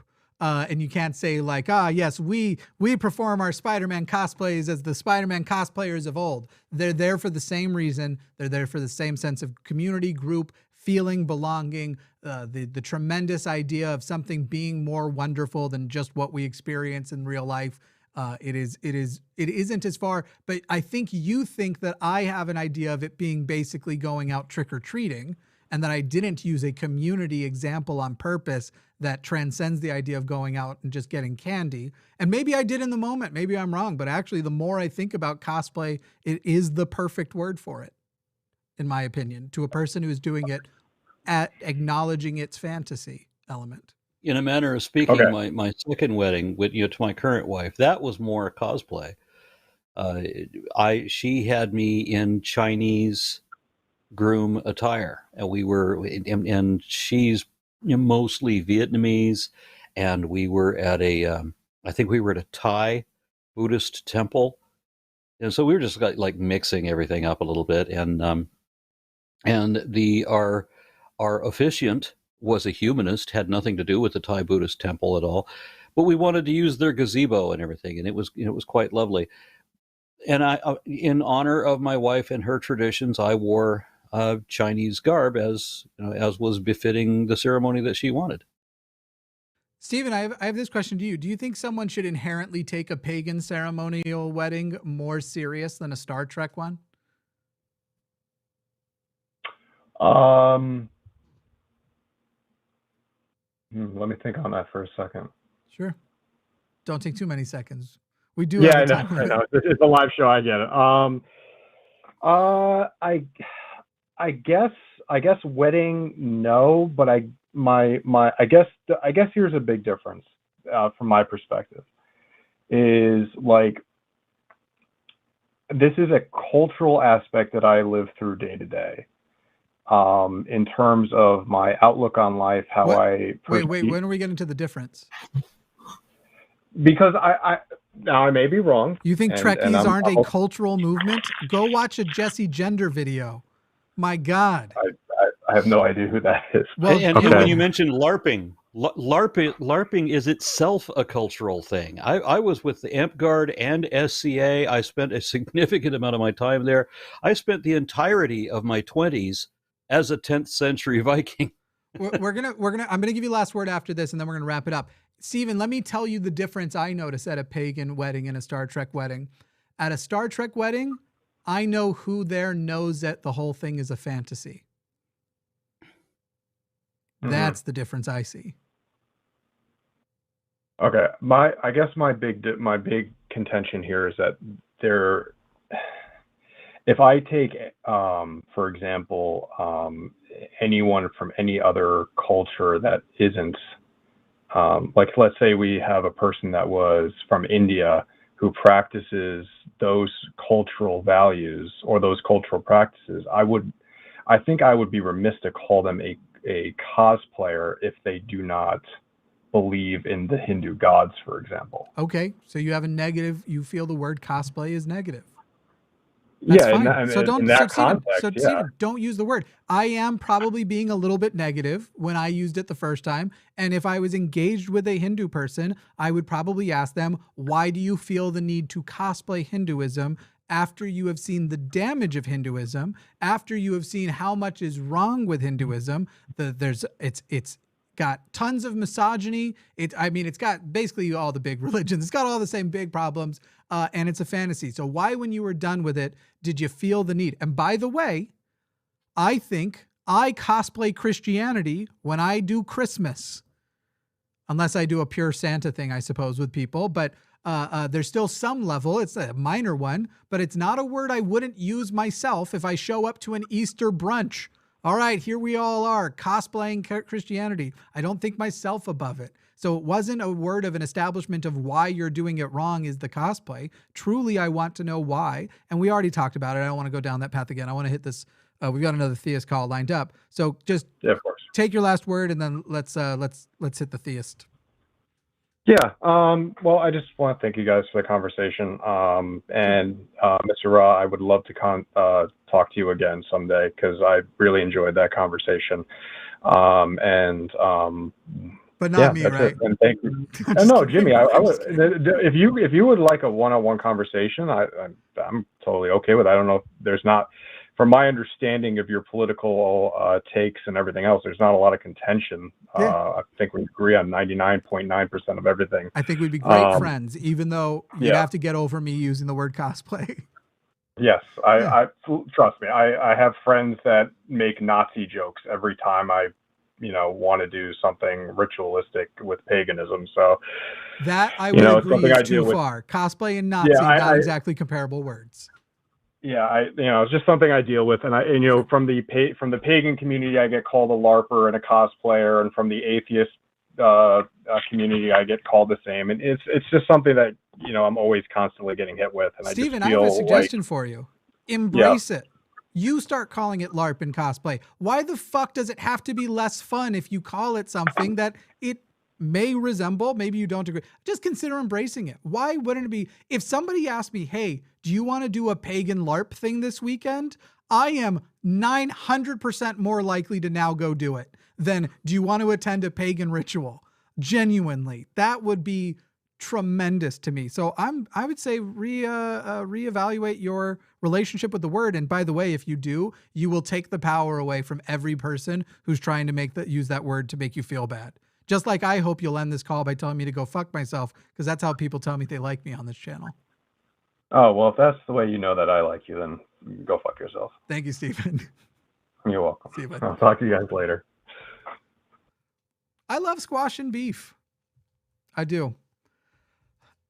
Ephraim, a theist in Texas, the usefulness versus truth of God. You are on the line with Jimmy and Aron, but mostly Aron. Hey, can you hear me? Yes. Is it Ephraim with an N or an M at the end of the name? It's an N, but I pronounce it as an Ephraim. I hate Ephraim. Ephraim. And by the way, can you give me, did you say M as in mother or N as in Nancy? He meant N as in Nancy. N as in Nancy. N as in Nancy, you said, right? Yeah. Okay. Just making sure it's right on the screen because I had two conflicting spellings up. Anyway, go ahead and give your God proposal. This is very interesting, and I think I know where Aron's going to take it. This is why I'm interrupting to tell Aron. Aron, the caller identifies as an agnostic theist, which I suspect you believe is impossible, much like myself. So, No, it's rare. Okay. It's All rare, right. but it happens. Okay. There you go. Ephraim, I give you to the most capable man on the show here today, Aron. Well, you said that, hold on, let me get to a better place. Give me 1 second. I went to go out to throw the trash while I was on wait. You waited till you were on the line to take out the trash. Yeah, I waited a little minute. We're very It wasn't that fast before y'all guys took my call. Okay. But yeah, I went to... Give us your proposal. Just give me one... Well, no, the issue is that... Well, no, right, so you're asking me to give a proposal for God. I don't know if you guys got it better be a good proposal or you're not going to get the job. Ephraim, what did you call to present then? I'm not proposing for a God. I have no evidence that a God exists. So no, I'm not. Okay. I'm not going to do that. First things first. Are we on speakerphone? Yes, you are. Let's kill that. No, I don't want to have this discussion with the cars driving by too. So let's go ahead and put us just straight to the handset. And then tell us what you called in for, if not to tell us why God exists. Yeah, so I didn't call in to tell you that God exists. So the reason that I called is basically on atheists forums, I see that you guys value more truthfulness versus usefulness. And I think that there is a distinction to be made between the two, right? So one couldn't hold a useful belief that is not known to be true versus not holding a belief that is true but yet harmful, which I just wanted to get your guys' opinion on that. I didn't understand the question. I got to fully confess. I think he's asking. Let me reframe it, Ephraim. I think that you are Ephraim. Sorry, Ephraim. Ephraim. I think you are asking Aron whether or not he believes there could be things which aren't necessarily demonstrated to be true, but still useful if you accept them as true, and therefore you should accept them on the basis of their usefulness. Okay, yeah. Let me just answer that. Yeah, Bohr's model and Dalton's model. I accept both, even though we both know that both of them are wrong. We know that the quantum model is better, but Bohr's and Dalton's both have their own uses. And you can't do stoichiometry with the quantum model. I accept that we use imperial when we should be using metric. That's the closest I got for you. Okay, so I don't think that Aron disagrees. You, Jimmy, I don't know if you do or don't, right? So if I would, I mostly do disagree that we should believe something because it's useful than more useful than it is truthful. I mostly agree that, or I mostly disagree that we should do that. So we could have a useful belief for a society and yet not hold it to be true, not adopt it as a society. I would need someone to show me why, as a society, we should accept a non-true belief as true. I just gave you two examples. Because it's useful. I didn't understand that. Quantum metal is going to affect society? Well, it affects society. I don't know, but in practical application, you can't do stoichiometry with the quantum model. The quantum model explains things that neither of the other two models do, but you can't do stoichiometry with quantum. Yeah, these aren't close to what Ephraim's calling about. Ephraim's calling about something like a God belief being useful to basically control the morals of a society, even though it's not based in truth. So if something is true and not useful, except by those who want to manipulate the masses through fear and oppression, then should they believe that? No. Well, no, we should disregard and we should get away with the garbage, right? With the things that are not useful. Everything we should disregard, everything that's harmful. But I think that we should keep that which is useful, right? So give us one that's useful that's not true. Kids are special, right? That it's not inherently true, right? There is nothing that makes your kid more special. What's the definition of Have special? You met my kids? They're pretty special. Yeah, well, what's the definition of special? I think parents would say that, but I mean, hey, you know, I'm special. There's nothing inherent that makes your child special. Sorry. No, that's all right. I was making a joke. It was a politically incorrect joke anyway, so it doesn't matter that you interrupted me. If you're going to come in here and say, like, as a society, we should adopt some things as true, even if they're not, and then you go with Blue's Clues level colloquialisms, you gotta get me better than Steve and the Clues, man. What's a better one than that? The subjectivism of the colloquialism you just shared is nonsense. Like literally, like you're special. No, he's not. Fair enough. Well, yes, he is. I only love 3 people in the entire world as much as I love this kid. Therefore, 3 out of 8 billion. That's pretty fucking special. Like, what is the subjective nature of the phrase you just used? Is Ephraim? I don't think you're stupid. So give me a non-stupid example, please. Well, look, fair enough. But what I was really asking is in principle, right? So you can separate from being specific to the principle of the thing, right? So okay, so for now, you have yet to give me an example that challenges my belief that it is probably not a good thing to do, but you can challenge it by giving me a good example where I would go, oh, yeah, actually. And you're literally talking to the guy who says, don't lie to kids about Santa. So go ahead and give me an example of something that we should be sharing as true, despite the fact that it isn't, and what the utility of usefulness resembles. Yeah, and you made me, Jimmy, you made me want to recant what I just said about Bohr's model and Dalton's model, because Bohr's model, Dalton's model, and the quantum model are all incomplete. They are all at least partially accurate. And what I have always said, I mean, for 20 years I've been saying this, only accurate information has practical application. There is no value in placebo information. So Efren. Right. So if we hold, if as a society we hold beliefs, right? So for example, if we say let's start a religion of Greg, right? So if we say that pick a different one name. tenet of the only Greg I know I despise. So pick a different Pick Bob. Bob because I works. know somebody. I have a personal There you go, friend the who religion of invented a Bob. religion based Sure. on Bob. There's at least one Bob I like. We'll do Bob. Religion of Bob. Yep. Go ahead. And if Right, you're not so- aware, there so- really so is a if- religion that worships Bob. No, I don't. I don't know about that. But okay, so if we say that, Look it up. let's It's say funny as fuck. if I will. Go ahead. So after Look up the Church so of if Bob. okay, so if as a society we invent a religion that is the religion of Bob, right? And as a society we hold, let's say the first tenet is treat people with dignity and respect whenever possible, right? Second I tenet have a staple may be, gun near me, and it's hard to not drive staples into my face. We said something that isn't true that is useful, and you're not presenting something that isn't true that is useful. You're presenting a non-truth to justify a truth.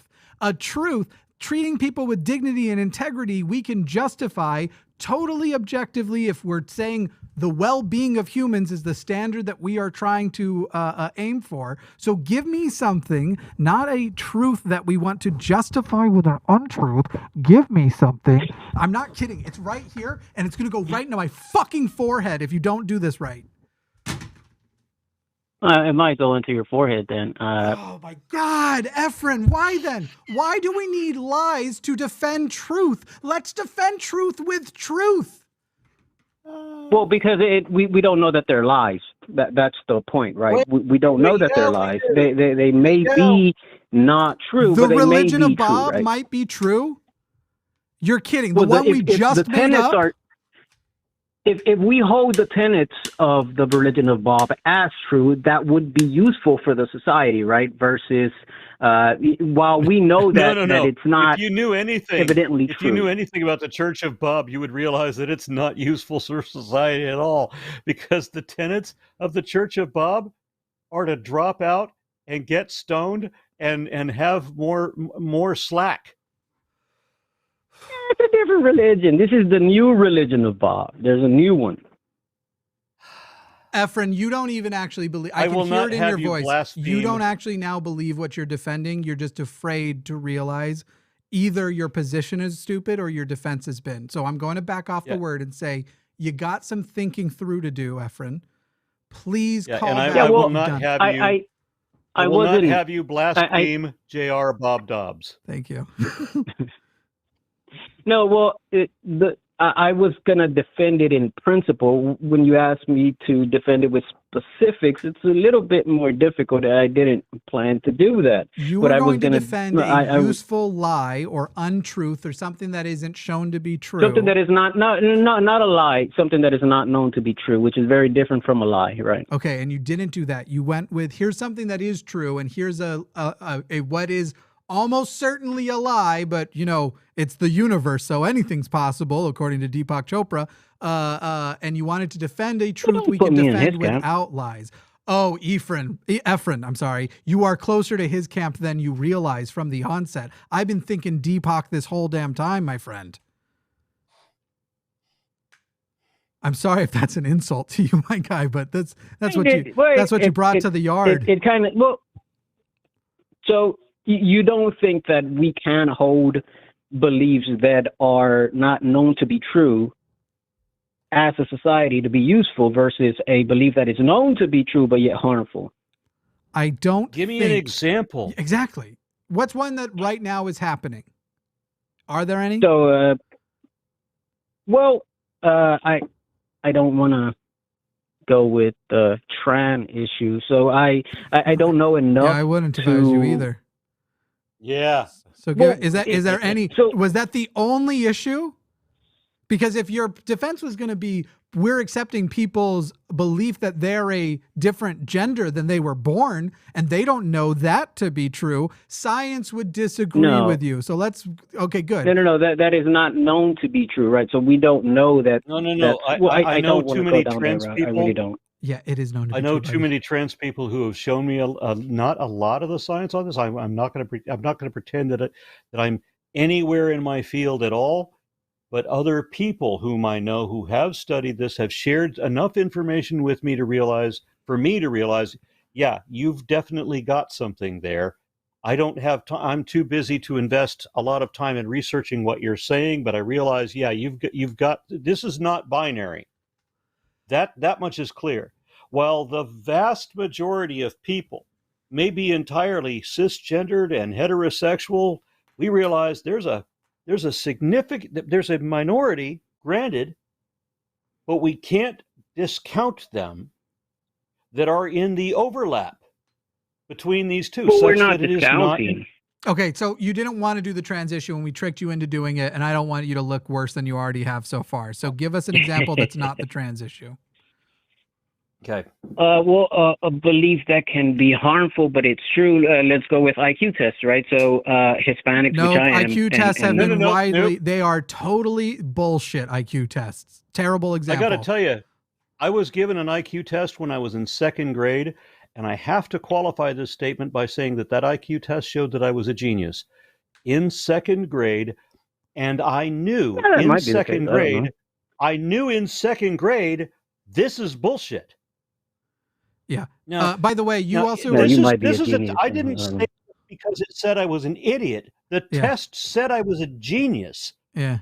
But I still knew that intelligence is not linear. Yeah.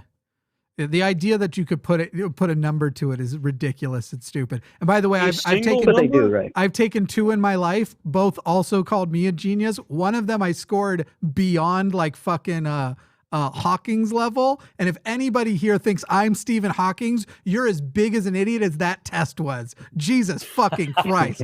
I am a moron. How dare you suggest that an IQ test is something that is true and useful, but we don't actually know it to be, or sorry, something that is useful, but we don't know it to be true.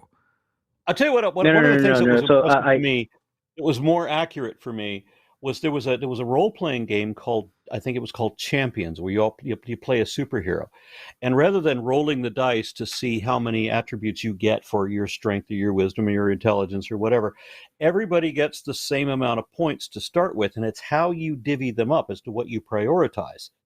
And that's the thing that got me. So people that want to put everything in their intelligence, they lose something in their physical strength or whatever. When you look at just intelligence by itself and subdivide that, your ability in mathematics, for example, you could be a complete idiot in every other thing and be mathematically a living calculator. Or there are some things where you're mathematically inept. You're mathematically inept, but logical syllogisms just innately make sense in a way that is well beyond other people's comprehension. So I wasn't defending the truthfulness of IQ. I was saying something that it's true. Yes, you were. And harmful. You said that was a thing that was true. Fine. Give us something that is not true to be true but useful, because that was the example you were asked to give. You said true but harmful, but IQ tests are not true. They're arbitrary. They are culturally biased. You cannot actually put a numeric value on intelligence. That is a stupid system for the onset. I'm not saying you can't extract nothing from them, but I'm not saying that. I'm not saying that.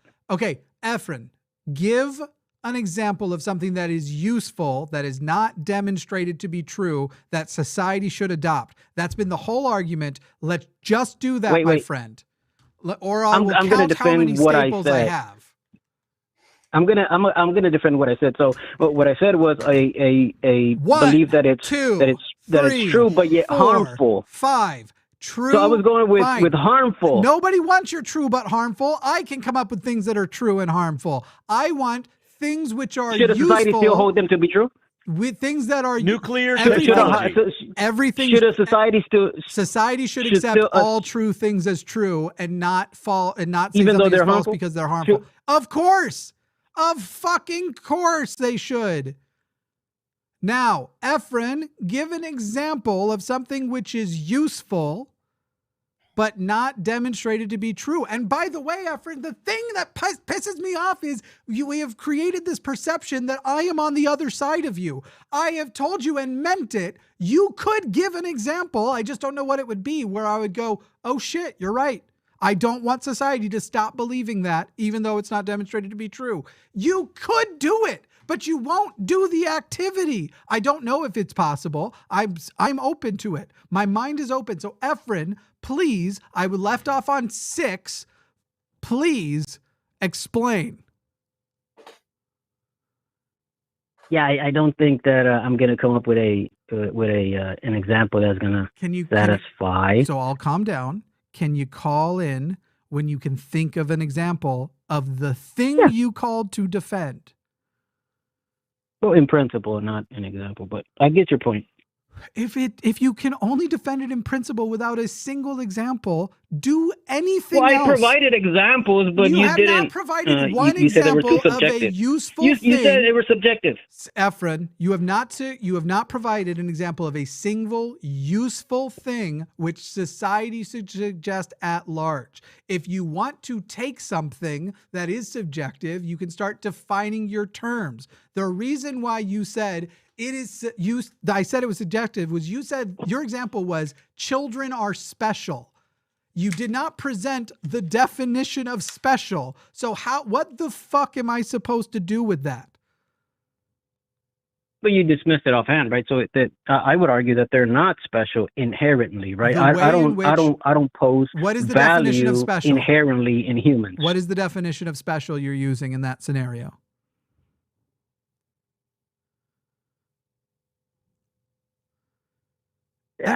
Just answer what the definition of special is. It's not a trick question, my guy. Well, that which is quality. Well, see, I could think of arguments that would defeat the thing that I would say. So, yeah, because that's you basically are mad at me for calling it subjective, and right now you're hitting a wall. I think it's kind of funny too, Efren. You're hitting a wall in your mind where you're going, fuck, it's subjective, and you can't get past it. Yeah, it kind of is, but yeah. Call when you have an example, buddy. All right, I promise I'll take the call. See ya. All right, I'll do that. Yeah. Where's that flute I have for summoning Aron back?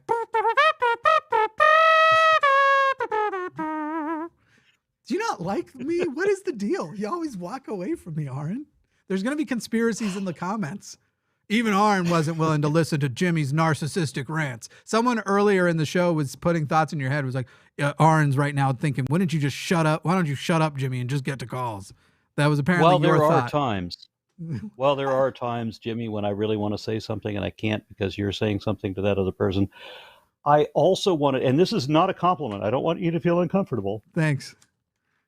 I respect the way you deal with me when I have repeatedly thrown you under the bus, and you have shown to be a better man than I in how you have dealt with that. I have to respect that. I don't even know. Now give an example, Aron. No, I'm just kidding.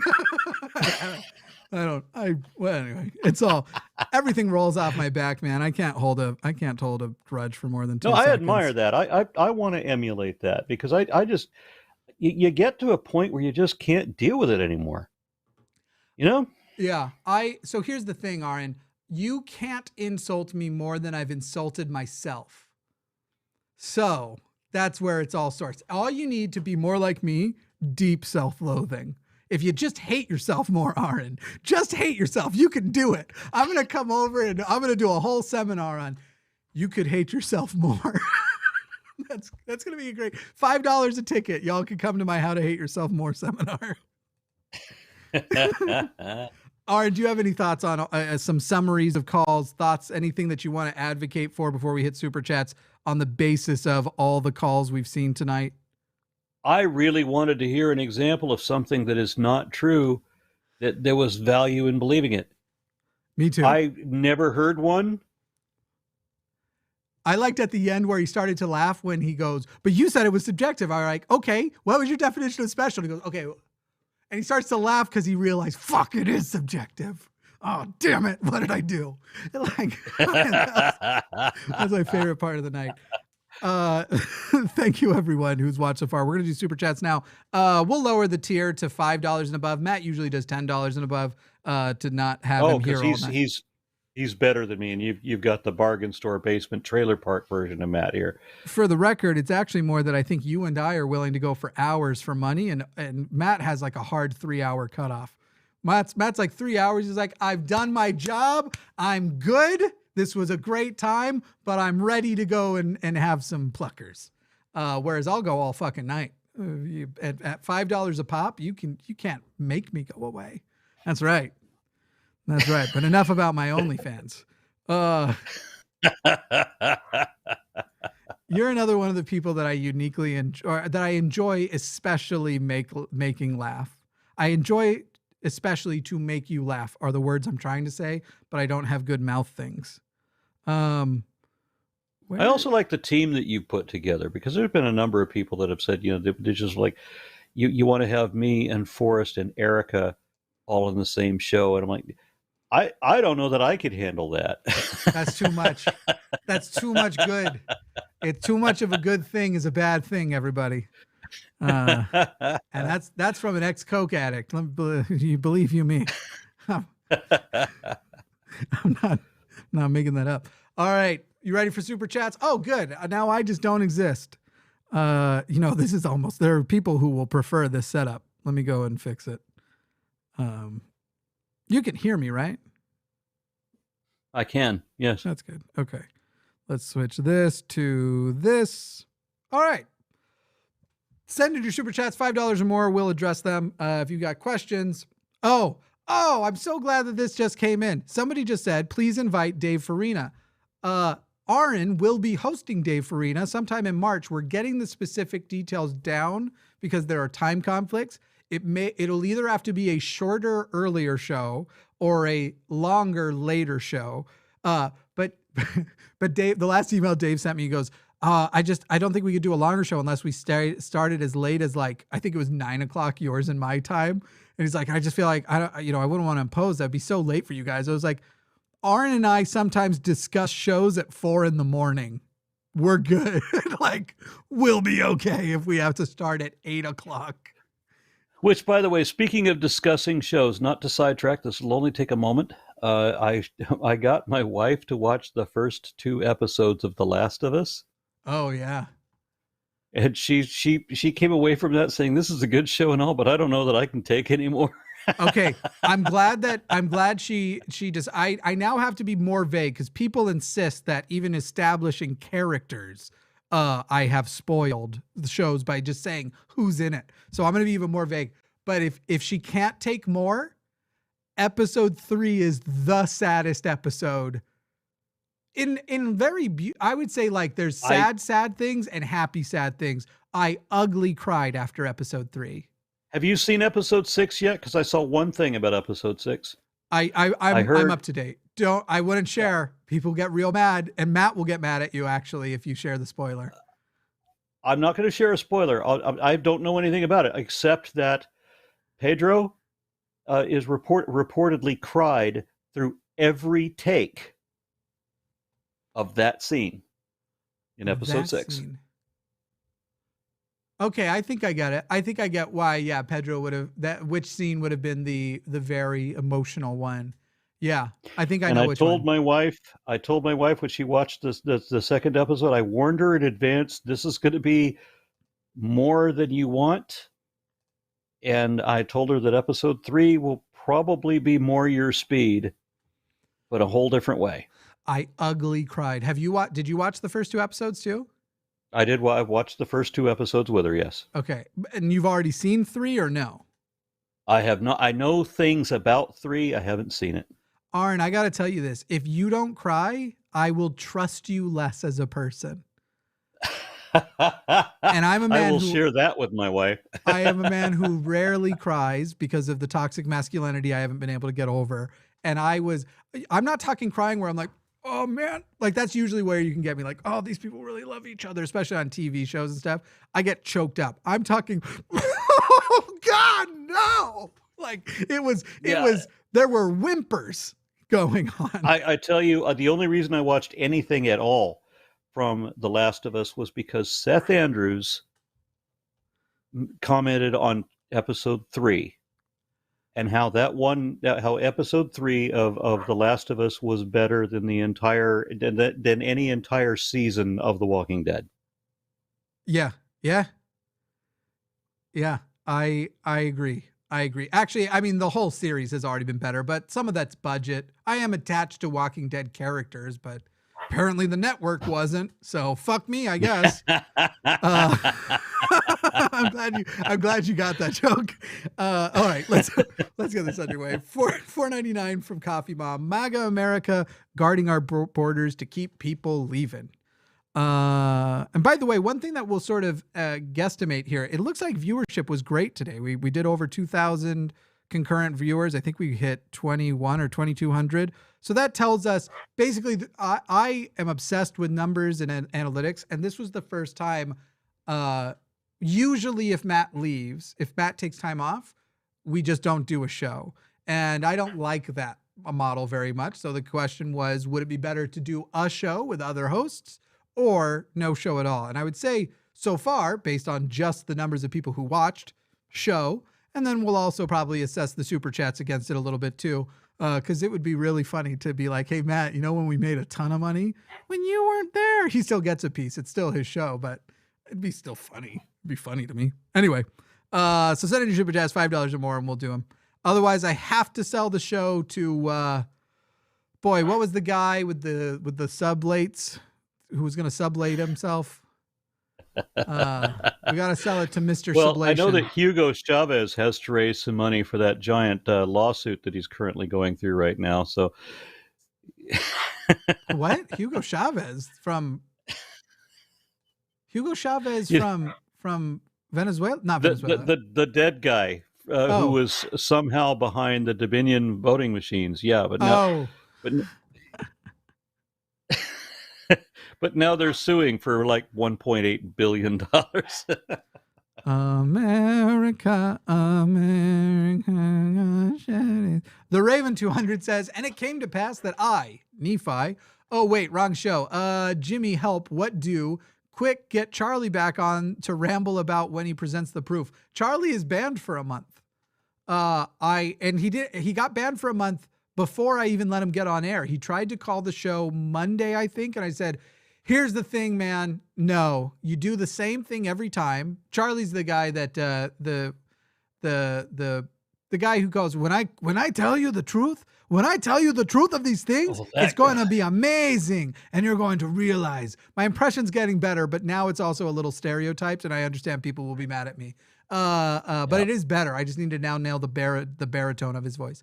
That guy. My wife told me when we watched that second episode, she says she didn't know that she could handle all of this, the violence, the adventure, the horror, and all. And it was and just there's a whole lot to it, as you know, that just so much intensity. But I have to tell her that you said that if we watch episode 3, that you said I will ugly cry. That if you don't at least cry, I hope you ugly cry, but if you don't at least cry, I will like you less, and I will trust you less.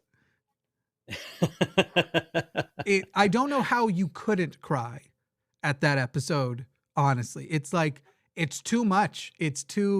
Maybe I'm just really alone. Maybe that's what it is. Maybe it is a me thing, but I hope you cry, because that means the show did what it's doing.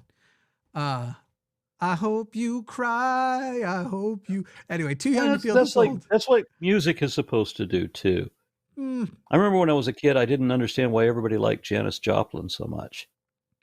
And then I heard her do I watched a video of her doing a live performance of Summertime, and I caught myself crying. And I've been a Janis Joplin fan ever since. There are a couple of songs out there like that. There's a religious song that always used to move me, and still when I hear it, the sound of it, especially for some reason, a male a cappella choir singing the song, Come Thou Fount.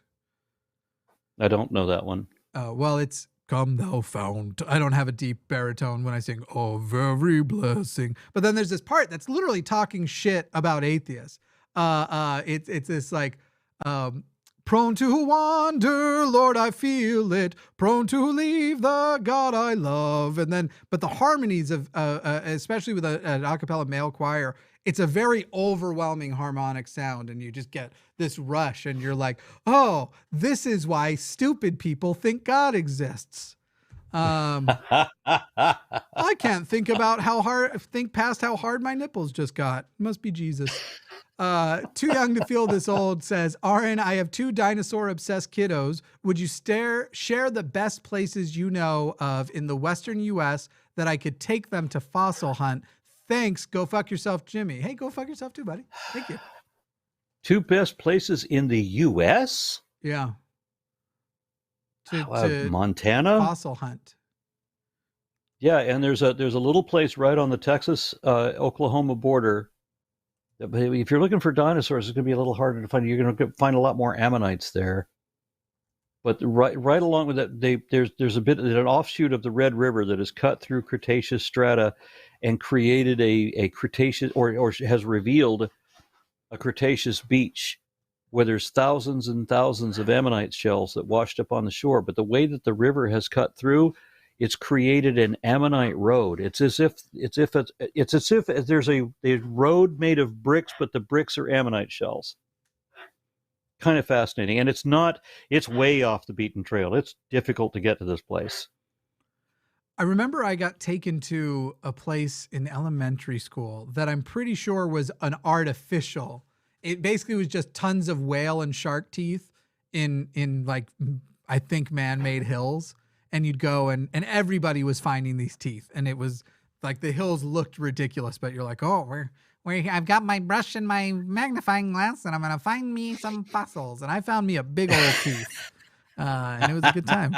Good time. Those places. Yeah. exist. So somebody was complaining that it's below freezing in Montana right now.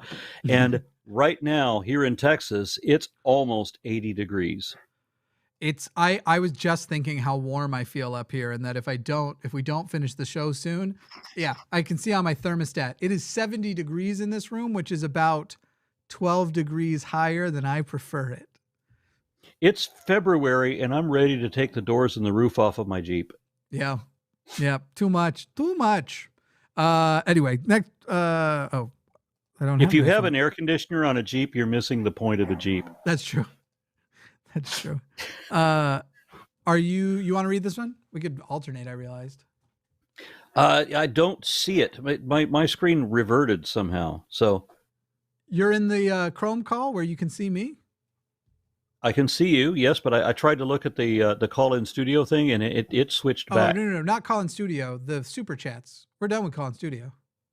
Okay, good. This thing next to us. Do you want to alternate? So you talk about from Rada Rosenberg? Yep. $4.99 from Rada Rosenberg. Enjoying the show. Keep doing what you're doing. Well, thank you very much. Hell yeah. This one from And Jimmy, DJ. we got to do a barbecue at some point. You know, I love my brisket. Well, you don't know that, but I'm telling you, I love my brisket. I'm trying to eat less beef, a mammal-free diet, but you say barbecue and I'm coming for brisket. I want to do a mammal-free diet too, but brisket, you got it once a year at least. Well, yeah, I'm kind of partial to the ribeye and porterhouse when they have the ghost pepper marinade. Look, man, I had never heard of such a thing. I came to Texas. I went to a restaurant. I tried chicken fried brisket. I took a bite. I felt my blood pressure and cholesterol go up. And I said to the brisket, the deep fried chicken fried brisket in my hand, "You've ruined my life." Now that I know something that delectable exists, the rest of life is just sort of going by. Okay, well, we will bring some special marinade boneless beef ribs and some really black beer. I don't like beer, but I'll watch you drink it. I don't drink alcohol, actually. I'm at all. I'm so straight edge, Aron. I don't even use condoms. You like that one? That's one of my favorite jokes. Okay, DJ says, I'll tell you a joke I made up when I was a little kid. Go ahead. I said, I know I'm special because they told me so at the Olympics. Ah, that's that's sort of a sad joke now. I don't think that joke flies in the modern era. That's why I had to say that's what I made up when I was a kid. As a kid, right. I said much worse. You do not want to never leak the old tapes of 19-year-old Jimmy playing Call of Duty. You're going to not know the difference between him and, say, like a white supremacist. Anyway, DJ, what do you, DJ 999 says, we grow up. Yeah, I hope I did. I grew different. I don't know about up. But what do you guys think about the so-called prophecy in Isaiah 13, 19, 20? The same as I feel about all prophecies. If they're prophecies, they'd be more specific. I'm going to have to look that one up because that's not Isaiah 53. That's not Isaiah 7. Isaiah 30. It's Babylon, the jewel of kingdoms, the pride and glory of the Babylonians will be overthrown by God like Sodom and Gomorrah. She will never be inhabited or lived in through all generations. There no nomads will pitch their tents. There no shepherds will rest their flocks. Okay, so it's no better than the prophecy of Tyre, which the Bible itself refutes later on. And Ezekiel even admits that he got that wrong. Tight. It's just the book. Here's the thing. If people were living in a place we all agreed was Babylon right now, they'd figure out a way that that's not what the verse meant. You know what I mean? It's worse than a broken clock. It's like a broken clock, but at the right time every day, that happens to be when the arms fall off. Anyway. Moving on, J83 Praise CAD. Bob. Yeah. J83 CAD says, have you considered offering contractual wager regarding the truth of a claim, e.g. if efficacy of prayer, who is president? Have you considered offering contractual wager regarding the truth of a claim, e.g. efficacy of prayer, who is president? Monetary penalties, incentives can reveal true beliefs, agree or disagree. I am the right type of free speech absolutist, not a Republican version. I think freedom of speech is one of the most important tenets too. It almost seems like this would defy it, but I don't know what you mean. Contractual wager regarding. What are you doing? Quit Quit being a jerk. You're on camera. Can reveal true beliefs, agree or disagree.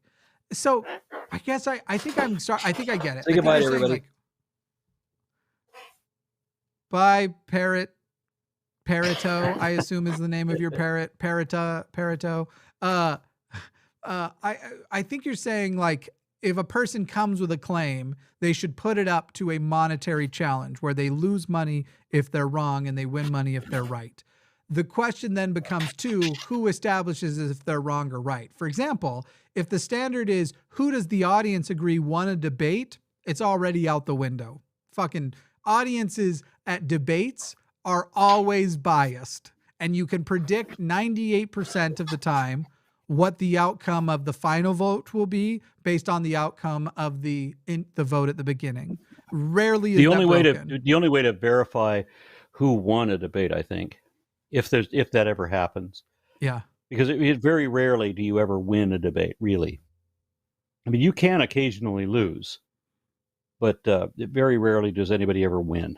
And the best way to identify that is to take a poll by the people who come in, who they're there to support, who they already agree with. Take that same poll at the end. How many people change their minds? Yeah. That is the best basis upon which, and one of the best examples of that I ever saw. You've seen it, I'm sure. Stephen Fry and Christopher Hitchens versus those two Catholic representatives from years ago. Do you remember the debate I'm talking about? That was a long time ago. Yeah, I wish I could remember that one. The proposition was, is the Catholic Church a force for good in the world?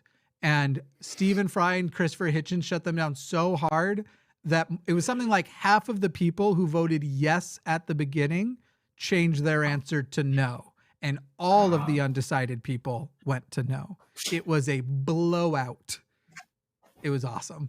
Anyway. You know what I like about you're talking about Stephen Fry and Christopher Hitchens, those two, against anybody. Yeah. When I went to go see Christopher Hitchens debate live, and my first opportunity to meet the man, it was in Prestonwood Baptist Church, which I'm sorry to say has a sanctuary that holds 7,500 seats. It's a stadium. Wow. 7,500 people sitting in that audience for that debate. They filled the whole and place? Hitchens, they'd fill it twice a week. Wow. It's phenomenal. When I was looking for the main building, I mean, somebody came up to me and said, "Do you know where the debate is being held?" And I said, "I think it's the building closest to the runway." I didn't know how else to put it. It was this huge ass fucking church. But the thing is, and they had Ray Comfort there one time. They paid him $1,000 a minute to give his standard sermon that he's been giving for 20 years. You know, have you ever told a lie? You know, they paid him $30,000 to speak for a half hour. Can you believe that? But when Christopher Hitchens is giving this debate, who was their champion? Who do you think was the champion that they put up against him? Bill Dembski. Like, I may have seen that debate. Like, Bill Dembski? Seriously? That against Hitchens? Yeah. That's your guy? Dinesh D'Souza got a piece of Hitchens. So let's not pretend Hitchens wouldn't turn things down or would turn things down. Bill Dembski? Dinesh D'Souza, the Thousand Mules guy. Wait, do you think that Bill Dembski is smarter than Dinesh D'Souza? Because I don't think some chairs are smarter than... What I'm saying is that Christopher Hitchens was arguably our best. Yeah. And you're going to put up Dembski? Yeah, he was... Are you sure you don't want to reconsider that decision? He was the atheist Samuel Jackson. Very talented. Doesn't say no to a single project. Oh, by the way, speaking of Samuel Jackson, I remember that shortly before this happened, we had Darth Ratzinger had to be locked away in seclusion for, you know, he couldn't be Pope anymore because of all of the pedophiles that he had protected when he was a Nazi youth. And so they shackled him aside somewhere and they were looking for a new Pope. And I remember suggesting that maybe the new Pope could be, I don't know, Samuel L. Jackson. That'd have been awesome. Say Hail Mary one more time. I dare you. 7 Hail Marys, motherfucker. I'd have loved it. I'm tired of these motherfucking... Well, as long as he didn't then go into abortions and these, like the current guy who's like, we should be kinder to everybody with the abortions and stuff. But they are still evil scum. I like the new guy because he keeps saying that atheists can get into heaven and all. We've already had this argument. I won't do it again. He virtue signals to atheists. It's all bullshit. But that's... I know, but he's done it twice. And then he has to have damage control come up and clean up the mess afterward. What he means was... the Raven 200 says, Aron looking like he's auditioning for president of the Team Edward fan club. I'm going to blame Jimmy, not because anything he did, but just because he's Jimmy. That's a solid. Everybody blames me for everything anyway on this channel. At this point, I just accept it. It's all my problem. All I can say, Jimmy, is when you got this camera, and thank you very much for that. Yeah. I did a recording earlier today, and you can see bits of it already online, but it was all perfect. The picture was perfect. Why it decided to fuck up when get on to this show, I don't know. I don't know what happened. I'll have to look and see if we have the same standard of perfect, but I don't know either. It looked a lot better than it does now. P-Town, how are you going to show up at the end when we're doing super chats to say Jesus is Lord in the live chat like anybody gives a fuck? Call into the show when the show's going. Defend your God. Show me your Jesus. Let's fucking do it. I'll show you mine if you show me yours. But again, enough about my OnlyFans. I believe I scheduled a conversation with P-Town for this Friday. I didn't know that P-Town was a real person. Yeah, I'm looking forward to that. There we go. Aron Ra, Ra, very talented, also doesn't say no to a job. you're more that's it's funny that you said that about Hitchens, because I could list a number of people that you lowered your standards to debate. Aron Ra, you debated Jeranism. I did. That's not worse than Hitchens debating Bill or Dinesh. You debated No. I wasn't criticizing. I wasn't criticizing Hitchens. I know. I was critiquing. I was warning the Christians that posted it. Like, are you sure that Bill Dembski is the man you want to put against Hitch? That's the guy. This is your champion. $50 from Evangelicals Never Lie? Question mark. In my experience, reality or experience, but I'm sure you meant experience. Reality crushes magical thinking 100% of the time, no exceptions. Tested it on thousands of claims of magical woo and put them in a logical checkmate 100% of the time, usually in one move. You guys have done it way more.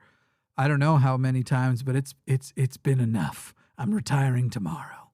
Not really. I'll be producing tomorrow. Oh, speaking of, don't miss the Transatlantic Call-In Show tomorrow with Katy Montgomerie and Arden Hart. And then we're back on Sunday with Matt and I, but I'll bet you something happens. Either Matt or I bet will want to do a Cus I Wanna this Friday or Saturday. I'll bet you one of us does it. And I'm hoping it's Matt, because that means that we're also sort of wrapping up training for Arden. And that will make the following week better. But this is me just advocating for myself like a douche. Anyway, you want to read the next one? I've got it up for you right now. Okay, let me make sure I got the right screen here. Okay, so $5 from Evangelicals Never Lie. Are mortal statements propositional? How does that prove your cherry-picked specific presuppositions of God? That was the guy. That was the first premise. Mortal statements are propositional. Yeah. As if that would matter ultimately to his argument. And because if he's going to be arguing for morality, then it doesn't matter what the philosophical mumbo jumbo definition. It doesn't matter if he wants to argue that the cosmos is the body of God. If he tries to bring in morality, then he's looking for God, the judge of whether we do right or wrong, and he's looking for a binary judgment system of heaven and hell, in which case all of his philosophical masking tape just comes right the fuck off with all the water. You know what I hate, Aaron? I hate when I'm sublating myself and the doorbell rings and it turns out to be a delivery and I didn't have to get out of bed. What I hate is when you're alone in your dorm room sublating yourself, and then you discover as the door opens that you have a new roommate. Hey, what up? You want to sublate with me? What's going on? The Raven 200 says, geez, even the dog is bored out of their mind with our Lindo story. I don't drink and I feel I need a beer. Look, I'm glad our Lindo is trying, legitimately. I just was so frustrated. I get so frustrated with people not doing a good job at gauging how far away they are from the issue, despite the fact that they constantly express firm opinions. I have no problem with people having strong, well-supported opinions. I have no problem with people being in the state of discovery. I have a problem with people expressing firm opinions while in discovery. Fucking finish the goddamn job. That was my only thing. Read this one if you can. £5 from Ann Stevens. This is Earth, Rainbow, Heart, Heart. And I'm sure there's symbolism in there. I don't know what it is. The ground is gay and two hearts. I don't know. That's what I'm turning it into. The ground is gay and you have a double ventricle. Two hearts beat as one. Okay. The ground is gay, though. Every time I look at the gay, I'm just like... $4.99 from Shop Boy. Thanks, Jimmy. Wonderful explanation on how/in what ways the London caller's language in his trans story was icky and worked against his point. And what's the show you're doing tomorrow night? The Transatlantic Call-In show is tomorrow afternoon. In fairness, he did say he couldn't call Thursday. I hope he'll call the following week. But that is the show to call, because I assure you, I am a cis man. Call the people. Talk about them with them. Stop trying to talk about them without them. That's If you want to talk about what atheists believe, then call us. If you want to talk about what atheists believe, don't call Baptists. Yeah. So cisgendered people are not going to we're not going to be a wealth of information on this issue. I mean, I'm doing my best so that I can advocate for trans issues. And look, there is the unfortunate I've heard reality. so much from one trans person with a science degree. I heard enough from one trans person to realize that I don't have anything to say. I mean, yeah, I can't even invest the amount of time and research that you have. So I'm just going to sit back and shut up and say, yeah, why don't you listen to this one? For me, it's there's an unfortunate reality out there that if you look through the history of bigotry in the world, that a person who is not a part of a group needs to hear from their own group that other group is valid before they'll even start listening. It's fucking sad as fuck. And so it goes like this. Before white people accepted black people, it took other white people telling them black people are fine. Before straight people accepted gay people, it took other straight people telling them gay people are fine. And this is, unfortunately, it's a routine you see all the time. And we fight bigotry all the time where it's literally like, I'm sitting here going like, guys, I'm a cis white guy. I'm not heterosexual, but I can say I'm a cis white guy. Everyone who isn't, trans, non-white, non-guys, all good people. You've heard it from me now. Here's your allyship. Now go listen to them. Unfortunately, it's this gross step in the middle that's between people and their bigotry. If I could add to what you just said a moment, because when I went to high school in the 70s, and I remember that if you advocated for or cared about gay rights, you were automatically described as gay.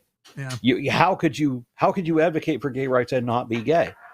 And so I saw somebody, was selling a button that said, "I'm straight but not narrow," and I'm like, I like that. That means that I don't have to be gay to understand that other people have rights.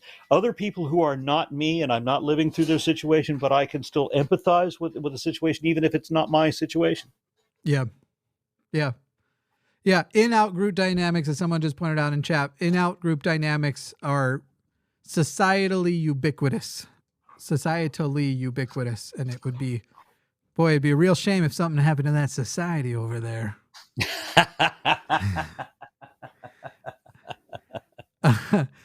Raven 200, I just love making you laugh. There's something about it. Raven 200 says, Aron in his 20s LARPing as a 10th century Viking looks like one of my late uncles. Only difference is my uncle was a dark-skinned Native American with the voice of a feathered cowboy hat. With the voice of a feathered cowboy hat, I think you meant instead of hate. Go fuck yourself, Jimmy. Hey, go fuck yourself too. I love you. Thanks. It's got to be very weird for people who haven't heard the explanation on the 500th time of why people tell me to go fuck myself, and they see me embrace it with joy. I can tell you that once upon a time, maybe 30 years ago, I did the same thing. Told everybody to tell me to fuck you. And that if you tell me to fuck you, that means you love me.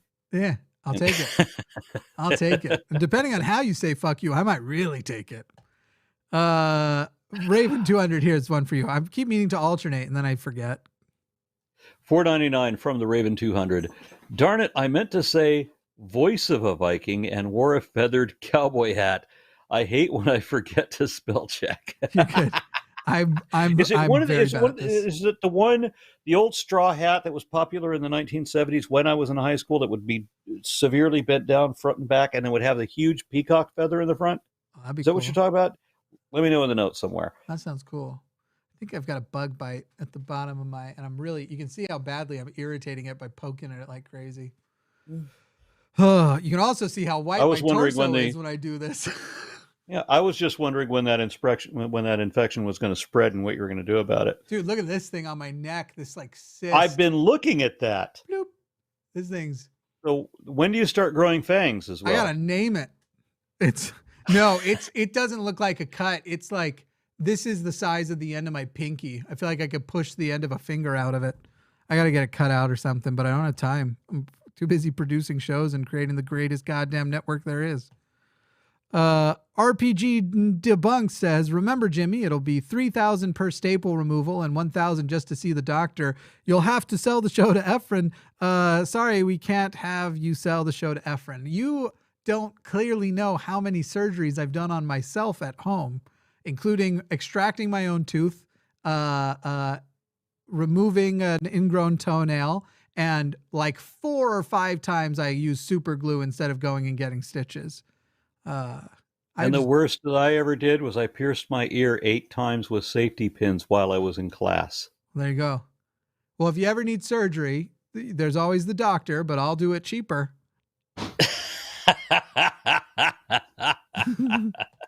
Here's one for you. $5 from Jordan Kapler. Aron has to keep leaving to sprinkle on more glitter. Either that or Jimmy sent him a bargain bin camera. How dare No, you. to be completely honest, this camera worked right out of the box so brilliantly this afternoon. I didn't think I needed to do anything with it. And then I had to do a bunch of other shit so that I couldn't join the show until like 2 minutes before showtime. And I'm like, what the fuck is up with the quality of this? What channel did you do the video on earlier? It's on my channel. I did an interview with Bryce Blackenagel. Oh, hell yeah. Where Bryce is the man. Yeah, he fucking body slams Mormonism.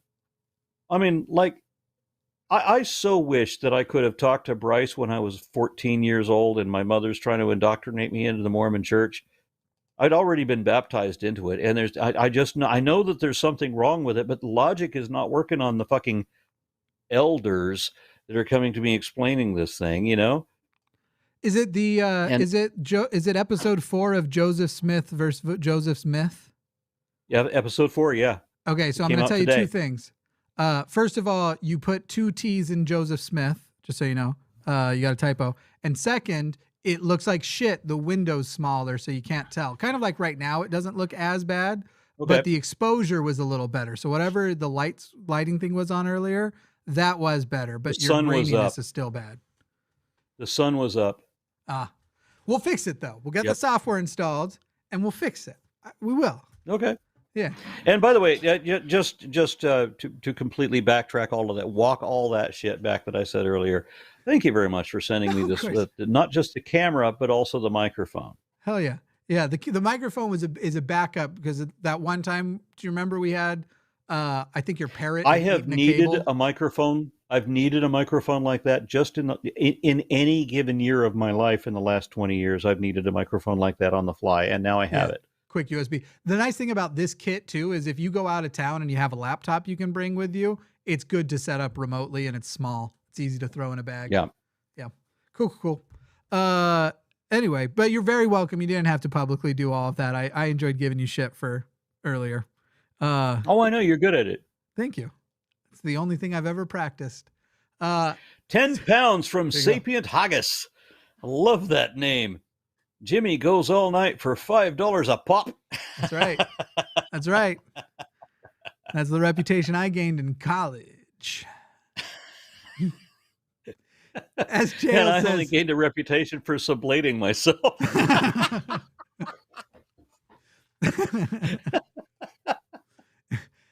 SJL says, useful but not true. Exercise is fun. This is still not technically a correct example. Again, there's so much subjective, but it is so much closer to a correct example than anything we received. So full marks for you. Yep.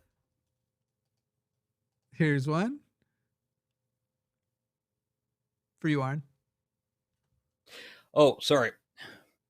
Tip $5 from Eddie Dean. Aron, you mentioned the first snake you brought out was from Madagascar. What was the import process like? Oh, and Jimmy, go fuck yourself. Well, I got that snake. From a local, domestic distributor. I don't know what the captive bred. So the issue with the Madagascar snakes, this is a bad story. You can only get the Dumeral boas, which, by the way, they are fantastically beautiful, and I quite love them, but they are severely over-collected in Madagascar by the locals and not for the pet trade. They're used in witchcraft. Bummer. And for food. And they were also over-collected for leather. Yeah. So we're very lucky to have this. We have the natural morph, or the natural variant of the Dumeral's bow, which is fantastically beautiful, as you saw earlier. There's only one alternate morph right now that exists in Germany, and it's not legal to export them. So if you see somebody with a Dumeral's boa, we are the ones that are keeping that species alive because they are effectively extinct in their home country. Well, that sucks. But extinction generally does. By the way, everybody, we are only 95 subscribers away from 80,000 subscribers. Look, here's the thing. If you hit that subscribe button, it's going to change your life almost not at all. It might tell the algorithm you like us for like 2 or 3 days, and then the algorithm's going to test it, and based on your habits, that'll determine what you actually click. On our end, it actually does stuff for us. Breaking 100,000 unlocks different tools and access to YouTube, agents basically, and they take you more seriously. They care more about you. I'd love to get everybody involved, a silver play button. That would be fun. And so, you know, we're on our path to 100,000. My birthday's in a week and a half. We're not going to do all 20,000 in that time, though we could, because more than enough people watch and that aren't subscribed that could close that number, but whatever, fuck me, I guess. Anyway, consider hitting that subscribe button. Let's break that 80,000 mark. I do hope I get sublated for my birthday this year, but I don't think it's going to happen. It's an empty hope.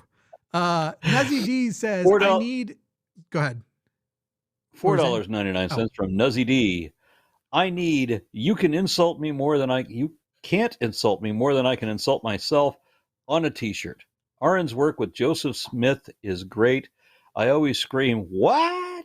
Fuck you, Jimmy. Thank you, Nuzzy.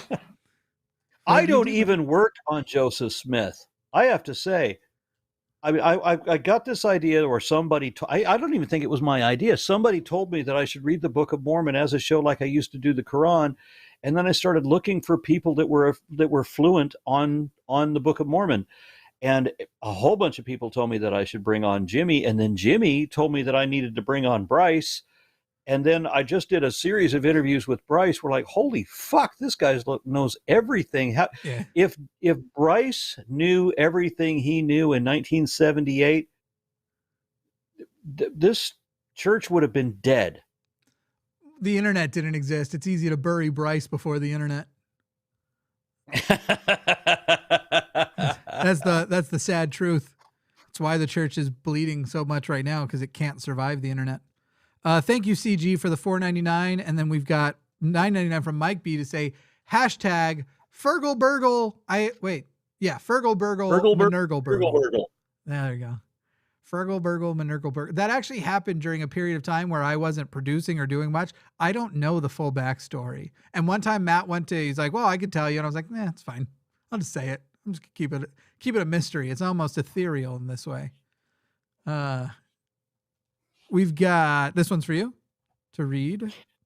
$5 Australian from Hill Hugger. Non-truth. We are born from a Mother Earth, and therefore we should respect and look after her. Worth believing? No, because the truth of why we should look after and respect the earth is better than the lie. And the truth is, the earth is where we keep all our stuff. Yeah. Yeah. The truth is we should do all of that for selfish reasons. Not unselfish reasons. If we don't, we will die. And that is currently the path we are on. So do that. So no, that isn't a truth that is better than a lie that is better than the truth. Latifah Lawson says, I love y'all's rants. I kind of love ranting, so I appreciate that. This one's for you, Aron.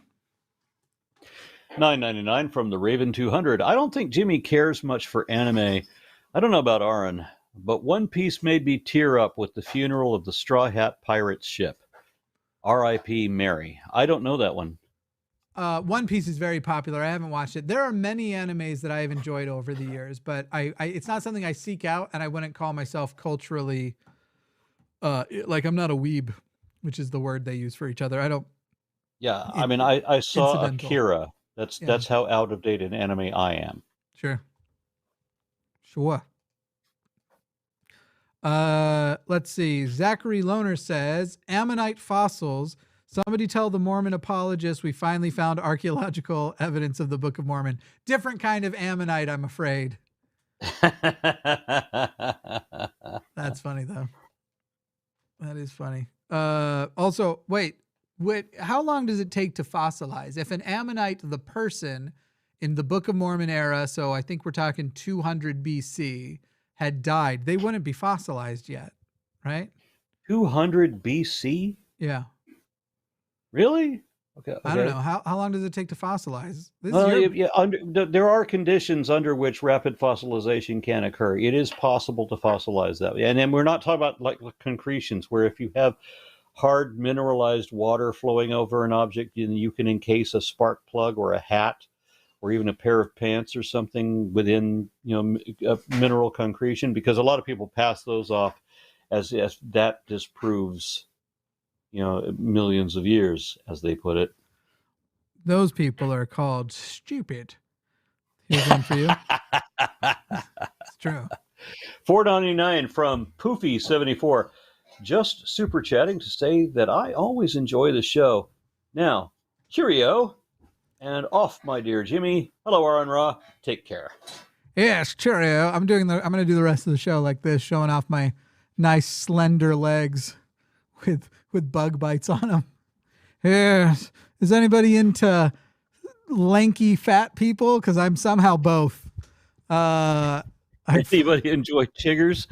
Yeah, that too. Man, I gotta figure out what's. So these are old. I had these bites back in when I had bronchitis, which was like October, and they're just not completely healing. I don't know what's going on. It's not bed How bugs. is it that you were born so long after me, but yet you're older than I am? Oh, I'll tell you all about my fucking colon off air sometime. I've had the colon of an 80-year-old since I was 13. Well, as I understand it, it's undergone a lot of damage. Yeah. It's not the fun kind. Poofy74 says, just super chatting to say that I always enjoy the show. Now, cheerio. And oh, wait, you just did this one. What am I doing? Okay. I did. Emery, I just wanted to say cheerio. Emery King says, every time a theist randomly brings up trans people for no reason, we got to do something. It happens way too often. Just let me be trans. Dang. Thanks, Jimmy. It is the only thing Republicans are thinking about anymore. It's like an obsession with Christians and Republicans, because kind of like other issues in the past, they think that they can go off of the sort of what they think is common sense reaction of people to go, I don't understand it, therefore it's gross and scary. They think that is sufficient, and they they make an awful lot of noise about how sickening it is to watch two men kiss, until they secretly, when no one else is watching, download a whole lot of videos of exactly that. Yeah. I remember I was at my fiance's of the past. We never got married, but I had a fiance years ago. I was at her house, and one of my brothers came to visit, and Rent was on, and the part where two men kiss played, and he way overreacts to it, where it's, oh my God, oh. And I said something to her like, I was pretty sure Greg wasn't gay until right now. And so anyway, it was just too much of a reaction. And I can say that I'm queer as fuck. Anyway, I have the excuse. But yeah, I agree. We should come up with something funny like that. Thank you, Emery. I like your glasses. This is for you. From Kim Wilson. Does Armand, what was that his name? I forgot. LOL. Always default terms that are outdated? I would wager not. And it says, YouTube kept blocking this. It's my 15th try. Thank you, Kim. I wonder what word it was. YouTube kept blocking. There must have been a word you were trying to use. He was the one that used transsexual instead of... No. I wonder what word was stopping Kim from being able to send the chat, not what word. Oh, yeah, no idea. Not only did he do that, he also dead named and then basically brought up the whole concept of passing in a very non-empathetic way, being stealth. And I got it. I can't be too judgmental, because I know it can be, if for people like myself who are at least trying, there's one category, and then for other people who are just like, this is the first time they've ever ventured into this kind of a concept. then it's another matter for them. I was willing to lend credit to the guy for at least saying that she was a trans woman, and then he mentioned that she was taking hormone blockers, and he didn't even have to, because he said trans woman, he didn't have to say they was trying to block testosterone. But I already get that's where he's going. So he says testosterone, and then has to clarify what the original name was, as if I couldn't guess from the information already given. Yeah. So the thing is, I gave him credit for trying, and that he's trying, and I told him to keep trying. But one of the things he has to do is try to assess how far he is from being a comfortable ally, a person you can feel safe around as a trans person. And that's the thing I don't give him credit for, because I'm not even entirely comfortable with that myself, because I don't know as I said, I talked to somebody who does all of this study, and they know so much more about it than me that I don't even. Comfortable as an ally doesn't mean you can articulate everything. Comfortable as an ally means I'm not just going to sit next to you as a trans person existing and you go, okay, but what's your dead name? So what's your real name? Ask stupid shit questions like that. And the types of things that he was saying puts him in that camp of, I don't think about how my words might affect people who are just trying to exist. It'd be like if every time he sat down, someone was like, so is your dick too small? To him, it would probably hurt his feelings, especially because I have my suspicions. But anyway. The first number of my age is no longer a 1, a 2, or even a 3. So that's not a problem for me anymore. Nah, that's not an excuse. No excuses. No excuses. But for me it is, because if you go back far enough, we're talking about decades ago, right? Yeah. So there was a point when I was very, very ignorant. I don't admit to this shamelessly. Sure. But I do admit to this. So I've come a long way, and I understand that some people are just beginning that journey. I guess what I'm saying, though, is if you embrace the ignorance in your youth, why would you use old age as a defensive ignorance? Well, I'm not defending my ignorance. Sure. Okay, good. I thought you were sort of saying, because I'm not young. I see. You were saying the opposite. Okay. I'm deeply embarrassed about a lot of the things, a lot of the opinions that I had, especially because, when you're really young, you know how you ever talk to somebody who's the first number of their age is a 1 or a 2, and they want to tell you any fucking thing, as if they know, and I thought I knew. Yeah. That's just a condition of youth. What I just hate when you get into a conversation with people, and I've seen this happen a bunch of times, and this is what I was mistaking you. So I'm saying you weren't saying this. What I was mistaking you for is like when I've shown up to certain conversations, especially where trans issues are going to come up, there are people who I love and respect, actually mutual friends of ours who have done this, where before the show they'll say, and by the way, just so you guys know, I'm old, so don't expect me to get it. And I always just want to go like, okay, George Wallace, fuck you.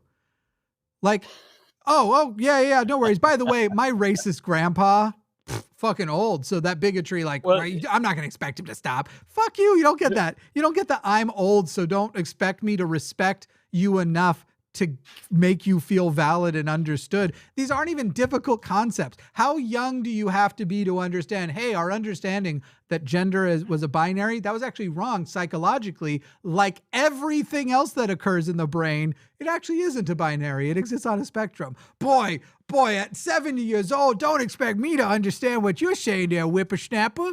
Shut the fuck up, old man. If you're that old that you can't understand, now you've designated yourself as useless to society and you deserve to be called a boomer. But if you're going to be old and not do that shit, I will respect you as an equal.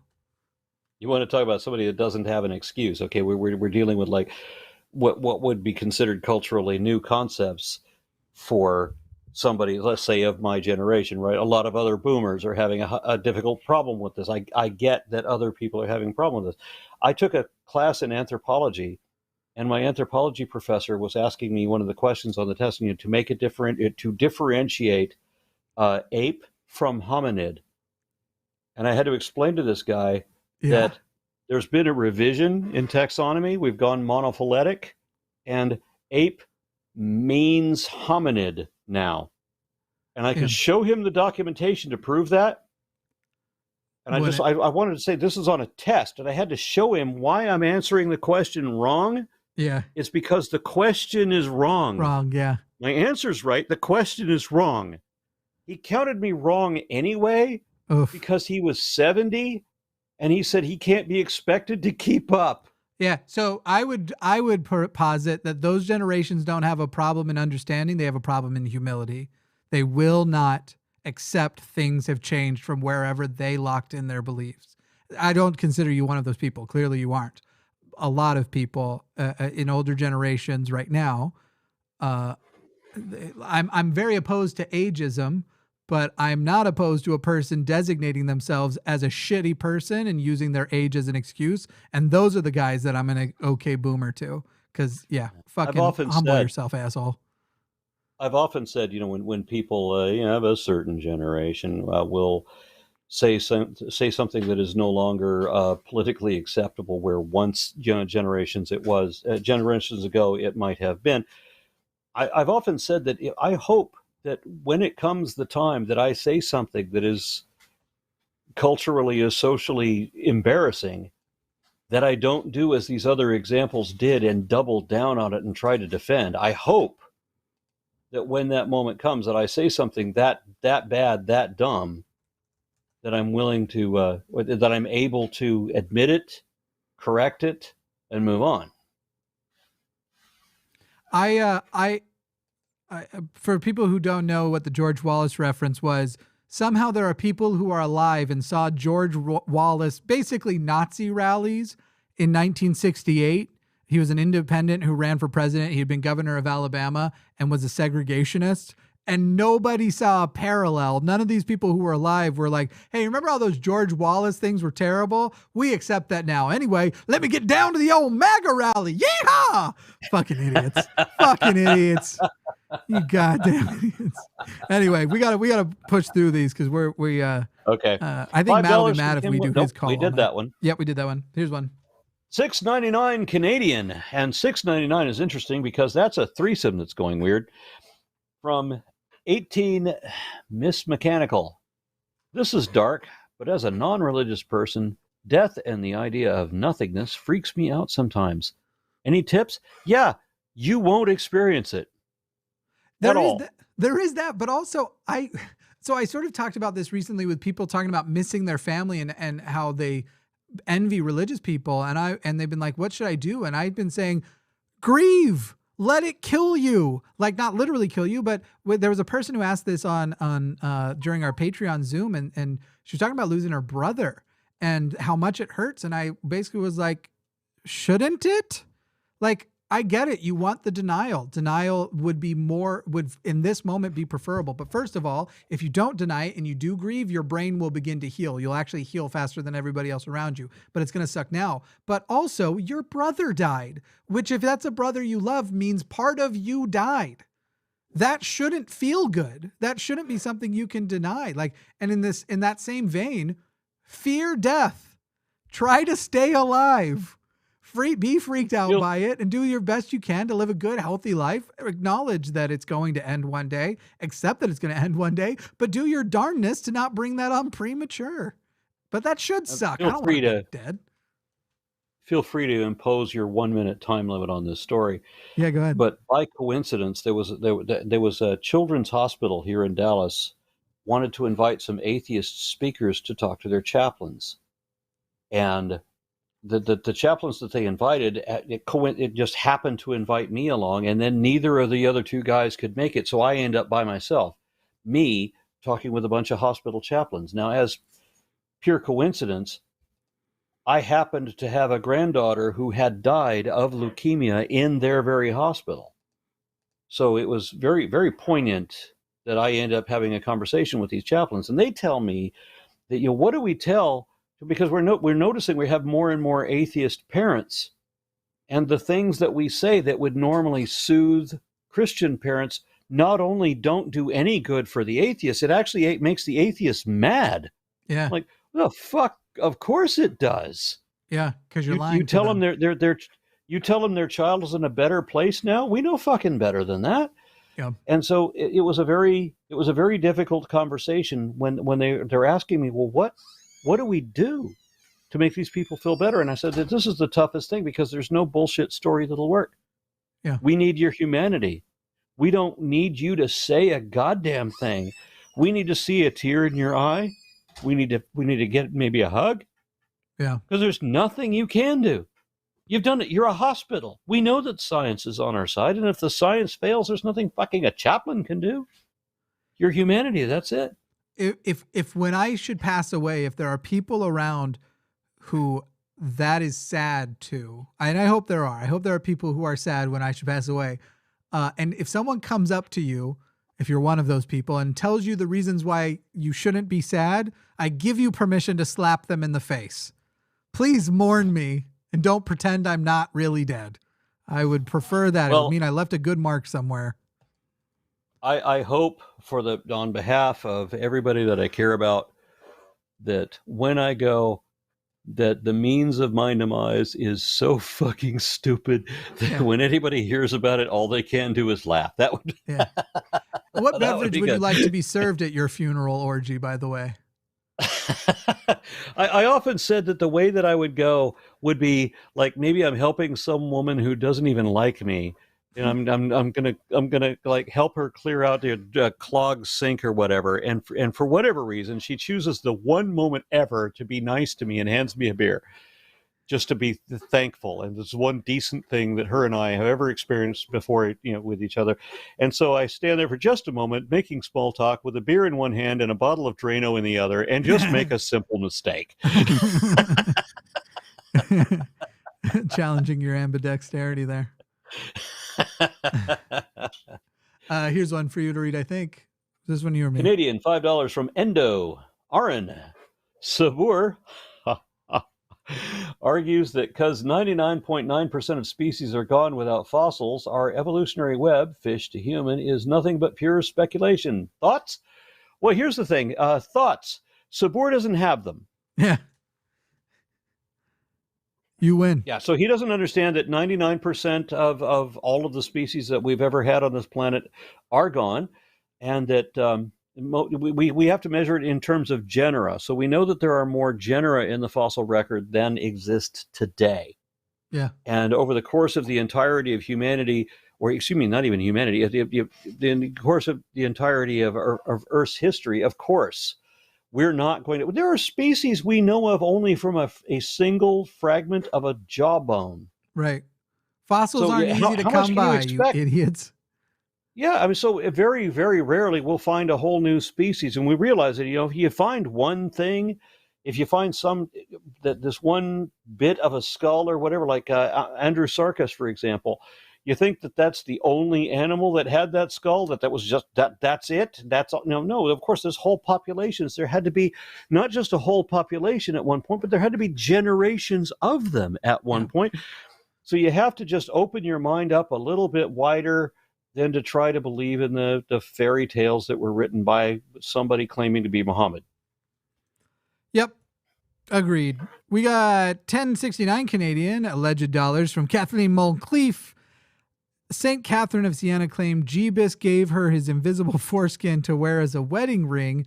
Is that an untruth worth believing? Probably not. Go fuck yourself, friends. That's more of a, wouldn't it be wonderful if it was true, than better to believe. But wouldn't that just be so beautiful? Let's just remember back in biblical times when they used foreskins as currency. I don't like this.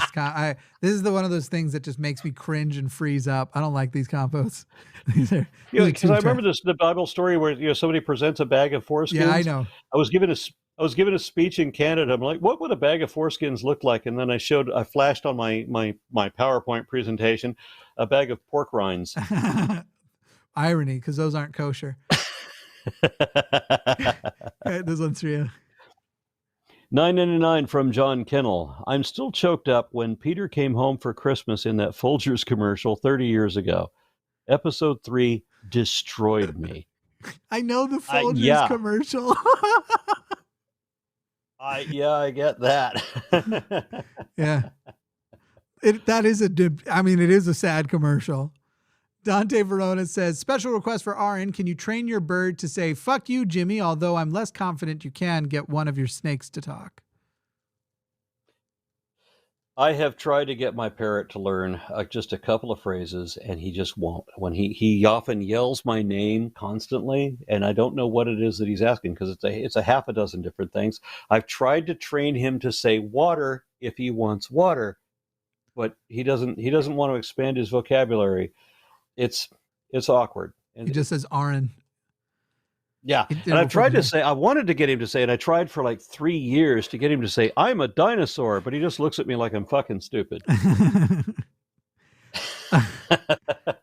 Kathleen Moncleef says, also turns out you can't spell out the real word for foreskin in a super chat, which is inconvenient since there are so many Bible stories about them. That is inconvenient. Also, you should be able to discuss that because we need to have a conversation about circumcision in the modern era.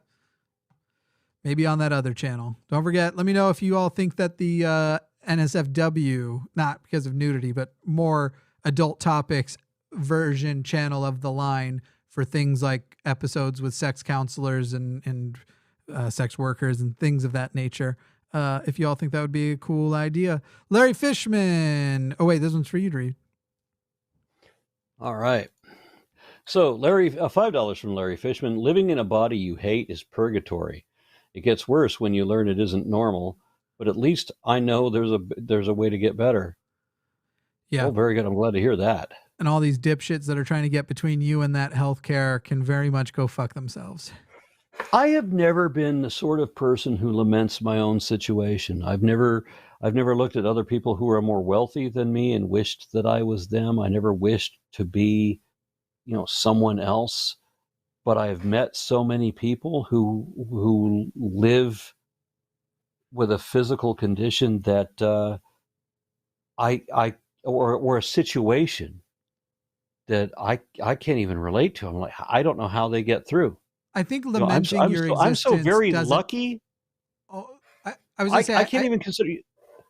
I was just going to say that I don't think dysphoria always means that you're also jealous of other people's bodies. Though, of course, you might be jealous of the whole, like, hey, some people don't have dysphoria in the same way that anything that you have to deal with that's unpleasant, you might be jealous of other people. But I don't think it necessarily has an inherent, like, any more than any other human, I wish I looked like so-and-so.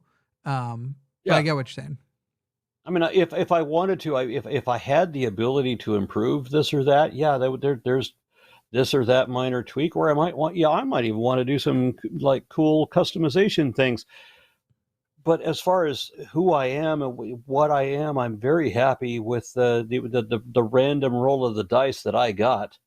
I'm ready to go full cyberpunk with this. This thing's been garbage. It's this body, this meat suit was not a good one. I did not sign up for it. I would not resubscribe. I don't know who was issuing these things and what their problem with me was, but fuck off. Anyway. Yeah, I was in the very fortunate situation that while I am 60 now, you track back enough decades and this looked good. Oh, yeah. It all comes back around at some point. And you'll always remind somebody of someone that they wanted to boink in the past, and you're always the one someone wants to boink out there. Anyway, here's one for you, I think. $10 from Antonio Carbajal. Newtonian physics are not true but useful. Are they? Yeah. Yeah, it's the same as the Dalton and Bohr's model. They are true, but only to a point. Yeah. They have limitations. So is this sort of like people who say I like made carbon Jimmy dating? Yawn, everybody. You see what has just happened here? It wasn't you. It was what you were talking about. And on that note, No Idea says, this is for all the sublation jokes. Thanks, Aron. Go fuck yourself, Jivvy. Fergal, Burgle, Manergle, Burgle for life. Here's for you.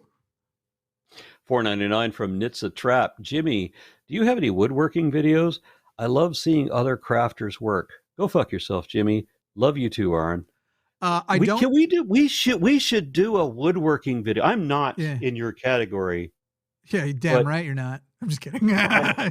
You're great. You've made great stuff. I love to dabble. Yeah. Those cabinets are solid. So I don't have a channel yet, but well, I do have the channel made, but you'd have a hard time figuring out which one it is. And just like my creativity when I started as an atheist YouTuber with the name Mr. Atheist, the channel's called Mr. Woodworker. That's not a joke. I'm just going to use that same method every time I launch a new channel. Eventually I will do one probably, and I'll release it. My OnlyFans, you look up my sublation. There we go. There we go. Sublate my wood. Mr. Sublation. Sublatemywood.com. I think those one's for you, or did you read this one or last one? I don't know what you're laughing at this time. Just let me recover from, let me sublate my wood. Yeah. I'll read while you recover. Poopy74 says, circling back, part of my previous super chat was meant to say, go fuck yourself, Jimmy. There, now I can go to bed. Ha. Well, thank you very much. I didn't realize you had such a supple spine there, Jimmy. That's right. That's right. My spine can handle it. However, the years of candy might prevent me from getting there. Here's one. Okay, so PLN. Don't know what that is. I don't know what PLN it's gotta 50 be is. Oh, Polish is Zloty. Really? Zloty. Okay. Yeah. Okay. From who? The LOL. Accepting truth allows agreement. Pragmatism. Accepting untrue but useful beliefs prevents agreement. Never good. Aron, talked to John, went bad. Jimmy, care to answer an email? Cheers. Jasek. Sometimes I get tons of emails a month and I try to respond to at least 10 of them. So roughly 3% or something like that. But I'll try to look out for it. I mean, you did pay for my attention, and that's a way to get my attention. We got bills to pay, so I'll try. You can send me something. I don't really understand a lot of the things that just came in that message, but 1999 from the Raven 200. When I die, of course, I want my loved ones left behind to mourn me, but I also want my loved ones to roast me at my funeral. Also, Aron, the cowboy hat is John Wayne, but with crow and eagle feathers on the side. The side. Crow and eagle feathers. That's weird. That is okay. different. That's not the style that was going on in my high school, but yeah, I get it. By the way, Raven, you can just get cremated. I want to be composted. I want to. It doesn't really matter because I'm dead. Yeah. You may as well just process my carcass into dog food or whatever. But it just seems polite or poetic to be composted, to come back as a tree. I have specific genetic issues that make it the pressure. I feel the social responsibility to donate my body to science, as it may help people in the future with the same issues. So that's probably what I'm doing, letting people pull me apart. It's gonna be real weird if it's a fan. Some fan is in their biology lab and they're like, "The fuck is this? That Dear Mr. Atheist douchebag?" I tried to call a show once, and he said, Sapien Haggis says, if you have a parrot and don't teach it to say, "Help, a magician turned me into a parrot," you failed. I don't know why, but I saw this in a truck stop and just had to have it. Texas is the only place I've found that have truck stops where hundreds of crosses are for sale in the hallways between you and the bathrooms. Like literally the bathroom hallway that splits off the men and women's bathroom. Hundreds of crosses on the walls with little price tags on them. It's the weirdest fucking place you'd think to find every them. Every kind of cross. What I like is the cross that's made out of revolvers. Yeah, I've seen those. I've seen gun crosses for sure. The places. I hate this place. Apparently I accidentally skipped this one from Claire. So Claire says, that song goes, "Blessed Mother, Queen of Heaven." But I think we've forgotten to what you are referring, because I don't know to what you are referring. Do you get it? Nope, I don't. I'm very sorry, Claire. Kathleen Moncleave says, one of you on here once said that non-existence after death wasn't scary because it's the same state we were in before we were born, and that was more comforting than anything I ever heard in church. I think we've all brought up that, like, you'll be as bothered being dead as you were before you were alive. But yeah, it's being dead. What I've always said is that being dead isn't a problem. It's how you get dead that bothers me. Yeah. I still flee from death. Let's see. Padraig McClellan says, bathe me in beer and call me your God. At least I'll listen to your prayers. Hell yeah. Well, it sounds like a fun weekend anyway. Yeah, I agree. I don't like beer. I don't know why I'm agreeing. I think beer's disgusting. Last one. This is the one. $4.99 from Claire. I think you skipped my super chat and some others. Or maybe I wasn't listening. That's right. You weren't fucking paying attention. I think you're right, Claire, but I doubt we missed many others. I'm getting better at not missing them. It's rarer that I miss one than miss none. But that is it. That is it for us. What a good night. What a long show. 3 hours and 12 minutes or so. But I had a great time. Aron, I hope you had a great time. You want to remind people where to find you? Bucket of Chuckles. Damn right. Remind people where to find you, and we'll call it a night. Yeah. Patreon.com/ARONRA.